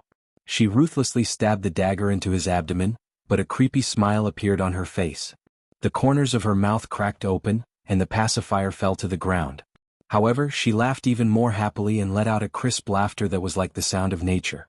"Ha, so much blood." Little Yueyao retracted her hand and wiped the blood off her face. She smiled innocently. However, in such an environment, coupled with her smile, it was hard not to shudder. Chapter 3644. Xiao Yichen gently clutched his abdomen. He accidentally used too much force and blood started to flow out. Why? He stared at Yueyao in disbelief. He didn't know why the little sister he had always doted on would suddenly stab him so cruelly. Why? Yueyao looked at him. Her gaze instantly became fierce and cold. She said in a childish voice, "I'm going to kill you." Why? Xiao Yichen shook his head and smiled bitterly. "No, you're not Yueyao. Yueyao wouldn't do this to me." "She wouldn't?" Xiao Yichen's body suddenly froze. The muscles on his back started to twitch uncontrollably. He stood up with difficulty and lowered his head. Another sharp dagger pierced through his body from behind. Little Yichen staggered a step and swayed as he turned around, only to see his younger brother's face, which was as cold and terrifying as a malicious spirit's. "Didn't I tell you not to come back?" Yu shouted at him in a shrill voice. "Didn't I tell you to get lost? Why did you come back?" Xiao Yichen looked at Yu. He clenched his teeth and started to cry. Tears trickled down her cheeks and flowed down her face. He stubbornly wiped his tears and said in a hoarse voice, "Yu, don't do this. I'll kill you. I'll kill you." Yu suddenly pulled out the dagger and kept approaching him. "Muichen, after I kill you, Mommy will belong to me completely. I won't have to worry about anyone else stealing Mommy's love from me. Without you, Mommy will only dote on me." Little Yichen's throat churned as the taste of blood gushed out of his throat. He swallowed hard to suppress the taste of blood and explained, "No. I'm not trying to snatch your mommy away from you. Yu, I'm your brother. I'm your brother." "Shut up." Yu shouted at the top of her lungs, "You're not my brother. I told you to shut up, I don't have a brother like you." As he spoke, he gripped the dagger tightly and approached Xiao Yichen. "No. Don't." Xiao Yichen kept crying and begging. With his strength, whether he was in a dream or seriously injured, he was fully capable of capturing the frail child in front of him. But he couldn't bear to. He couldn't bear to hurt Yu. Even if he was covered in injuries, he did not want to hurt Yu at all. "Yu, I'm your brother, don't be like this. Open your eyes and take a good look." Unwilling to let him go, Yu grabbed the man's collar with one hand and stabbed the dagger into his flesh mercilessly. Ugh. Little Yichen let out a muffled groan as blood seeped out from the corner of his mouth. He gripped Yu's shoulder tightly. Due to the excruciating pain that almost numbed his nerves, he subconsciously wanted to push Yu to the ground. However, after a short while, the strength in his hand suddenly relaxed. Xiao Yichen smiled helplessly. No matter what, he could not bear to hurt his brother. "Yu? It's okay if you don't remember me?" Little Yichen uttered these words with much difficulty. He clenched his fists tightly as he endured the suffocating pain. His back was drenched in cold sweat. With a numb expression, Yu stabbed the man again and again with the dagger. Chapter 3645. Yu's ferocious face kept getting bigger and bigger in front of him. His eyes were bloodshot and they seemed to have dyed his eyes red. Xiao Yichen's body gradually went limp and he fell to the ground. He couldn't count how many times he had been stabbed. Yu didn't attack his vital points. He only knew that Yu was his younger brother. Even if he didn't recognize him, hurt him, and wanted to kill him, he couldn't hurt Yu. "Yu," Xiao Yichen choked and said, "It's me. Open your eyes and take a good look." "Okay. Yu, it's me. Muichen." Yu stabbed him for the last time. He smiled coldly and said expressionlessly, "I know you're Muichen." Muichen was stunned. "Do you think I've lost my memory? What a joke. I only used you to chase you away from Mommy. Now I've returned to Mommy's side. As for you, you'll die a horrible death here." Muichen froze. He shook his head vigorously and forced a smile. "No. It's not like this." Before he could finish his sentence, Muichen vaguely heard the sound of high heels not far away. Her high heels made an extremely pleasant sound when they hit the ground. However, such a cold sound was unavoidably a little creepy in such an environment. Muichen looked in the direction of the sound and saw a woman in a snow-white dress. She was walking slowly toward him through the thick black fog. "Mom?" Xiao Yichen stared blankly at the voice and forced a smile. "Mommy?" As the footsteps approached, Yun Shirshir's tall and slender figure gradually came into view. "Mommy?" Xiao Yichen sat up agitatedly. He couldn't stand up at all. With so many injuries, just sitting up took all his energy. Yun Shirshir walked over and squatted beside him. Her eyes were filled with tenderness as she gazed at his face and gently caressed his cheek. "Does it hurt?" she asked softly with a touch of soothing emotion. Little Yichen smiled and immediately replied, "It doesn't hurt, no?" Yun Shirshi's gaze fell on the wounds on his body. She gently caressed his wounds with her slender hand and suddenly, she pressed her hand hard. Blood immediately gushed out. Ouch! Xiao Yichen arched his body in pain and broke out in cold sweat. Did it hurt? Yun Shirshir smiled apologetically and immediately. She hugged him gently. Xiao Yichen, it doesn't hurt. It won't hurt anymore. Xiao Yichen smiled weakly. Mommy, it's okay. It doesn't hurt, but you've lost so much blood. Yun Shirshir hugged him even tighter and said in a heartbroken tone, Xiao Yichen, it doesn't hurt anymore. I'll set you free. As soon as she finished speaking, Xiao Yichen felt another sharp pain piercing his heart. It was his vitals. Earlier, regardless of whether it was Yueyao or Yu, none of them had managed to stab his vitals. Only the dagger in Yun Shirshir's hand had mercilessly pierced his heart. However, he could no longer feel the pain now. Chapter 36-46. Sob, sob, sob, sob. He suddenly cried like a child, heartbroken and heartbroken. It didn't matter who it was, be it Yueyao or Yu. He wasn't afraid of anyone who hurt him. Why did it have to be her? Why did it have to be his beloved mommy? Why did she have to kill him? What did he do wrong? Xiao Yichen hugged Yun Shirshir tightly and cried sadly, Why? Yun Shirshir stared at him coldly. Xiao Yichen howled sadly, Why are you doing this to me? What did I do wrong? I'm Xiao Yichen. I'm your Xiao Yichen. What did I do wrong? Mommy, you can't do this to me, you can't? The door to the secret room slowly opened. Gong Xiaoying strode in and saw the white-robed man standing expressionlessly with a crystal ball in his hand. He silently looked at Xiao Yichen, who was sitting on the chair. At that moment, Xiao Yichen was still immersed in his nightmare. He kept shaking his head as though he couldn't believe it. He muttered something under his breath. Gong Xiaoying listened carefully. He kept asking, Why? He stood up straight and looked at the white-robed man. He asked calmly, How's the progress?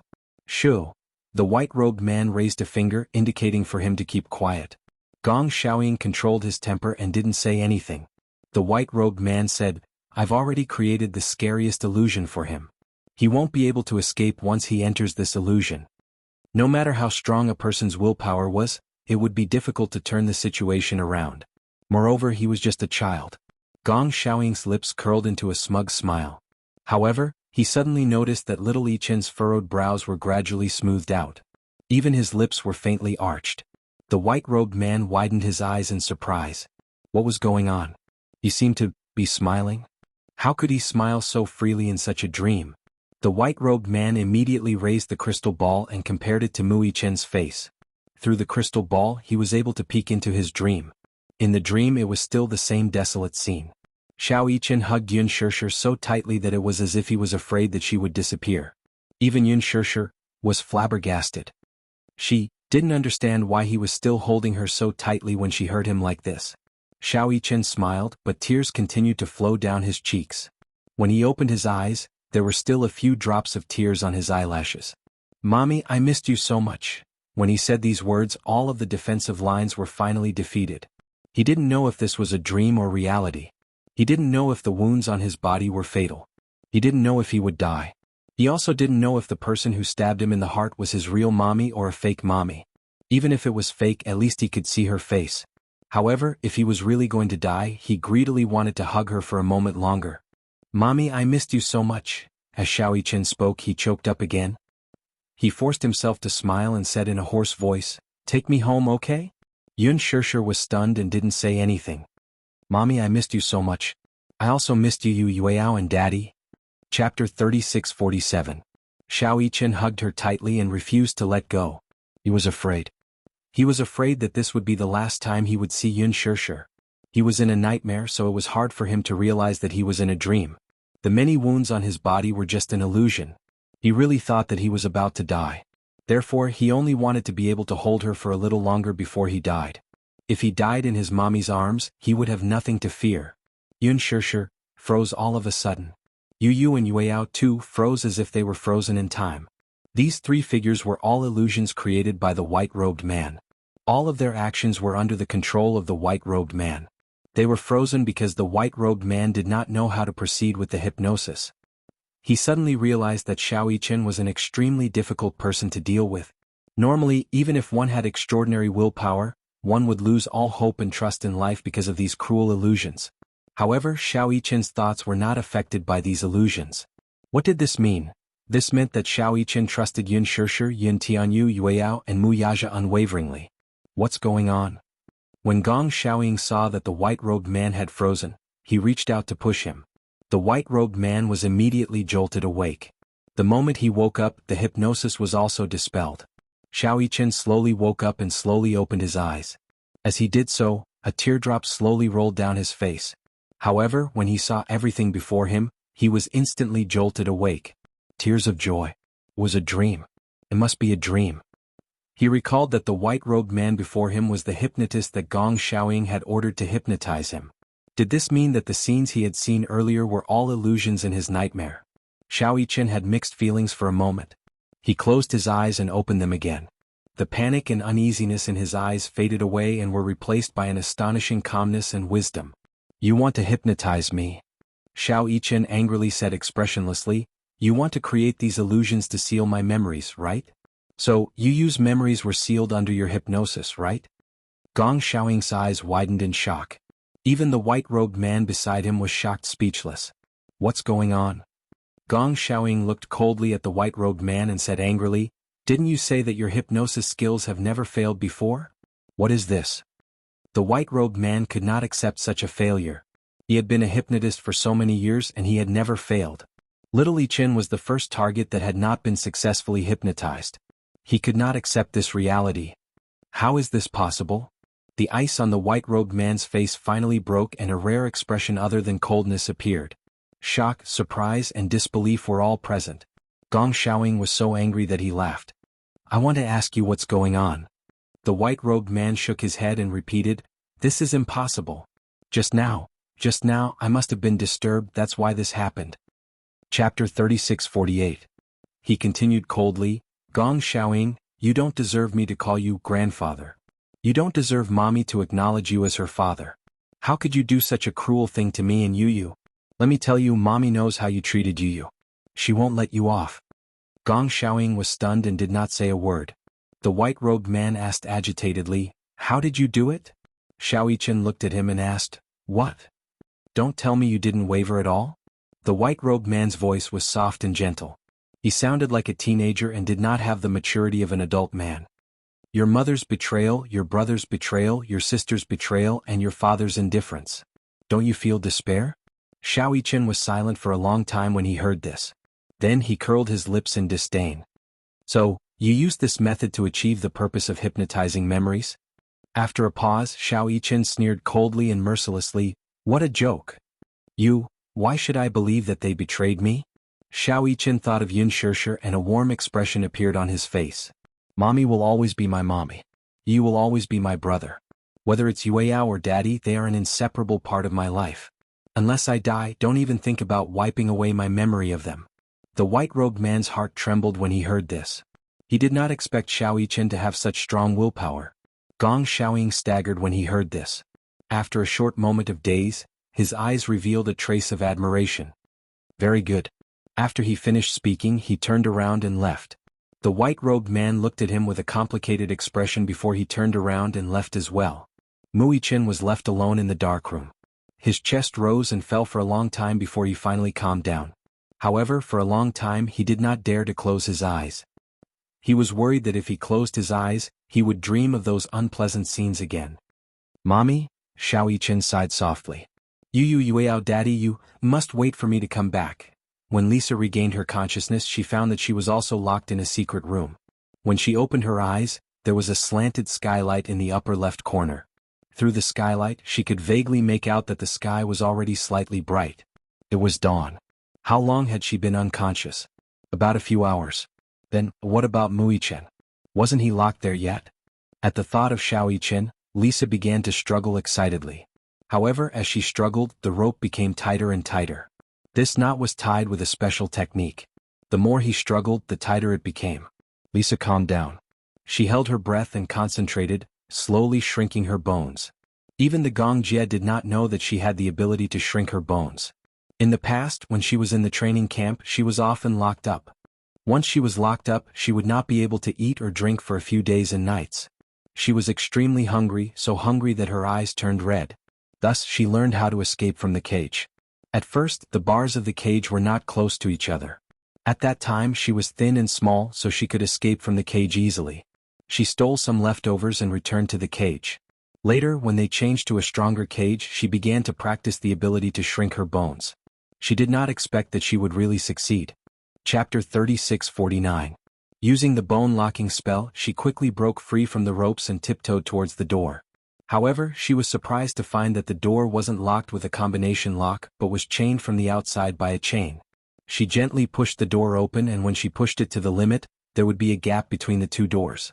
Her hand was very small, and when she passed through the gap, she could just touch the lock. Lisa frowned and thought for a moment. Looking around, she didn't find any suitable tools. She suddenly thought of something and took off the earrings from her ears. The earrings were made of stainless steel, and she used some strength to roll the earrings into a long iron wire. Holding the lock with one hand, she aimed the tip of the iron wire at the lock cylinder. Just as she was about to pry the lock cylinder, she suddenly heard footsteps outside the door. She immediately retracted her little hand and leaned against the door, holding her breath in concentration. Until the footsteps gradually faded away, she patiently waited for a while before turning around. Her little hand stretched out and held the lock, using the iron wire to pry it open gently. In less than 3 seconds, a click was heard and the lock was unlocked. Lisa gently placed the lock to one side and carefully pushed open the door. The chain kept loosening, and with a clatter, it fell onto the ground. She heard hurried footsteps from not too far away. It was probably the movements here which had alarmed the people guarding the door or the surveillance cameras outside the door. Her actions had been discovered. Until the footsteps neared, she couldn't care less and kicked the door wide open. She came face to face with 2 fully armed mercenaries. These 2 mercenaries were 2 of the people guarding this island. Usually they were her subordinates. Even though Lisa was much younger than them, but when they saw her walking out from the door, they looked at each other in dismay and timidly retreated half a step. They were clear of their own abilities. Even if they were 2 strong grown men, the 2 of them together might not be Lisa's match. Lisa was young, but her ability was way above them. She was a true killing machine. They couldn't possibly be her match. Lisa swept a glance at them and said coldly, "I don't want to hurt you. Do as you see fit." When the 2 of them heard this, they were hesitant. Gong Xiaoying had ordered them to guard Lisa, and they didn't dare to defy him. However, they knew that they weren't Lisa's match. If they went up against her, they would only lose miserably. Moreover, after so many days of guarding the island and working with Lisa, they had developed feelings for each other. One of them suddenly drew out a dagger from his waist and made a cut on his shoulder. He picked a spot that could heal easily and stabbed twice. When Lisa saw this, she was a little surprised, but she immediately understood what he was doing. When the other person saw this, he immediately took out a short knife and imitated his previous action, stabbing his thigh a few times. They covered their wounds and say, "Lisa, we don't want to make things difficult for you. This is the best solution we can think of this. But there is something you must be clear. What was the consequence of betraying Master Gong? Don't act." Lisa was silent for a moment and asked softly, "Where is Master Gong keeping Xiao Yichen?" Secret Room A892. When Lisa heard this, she nodded and said softly, "Thank you,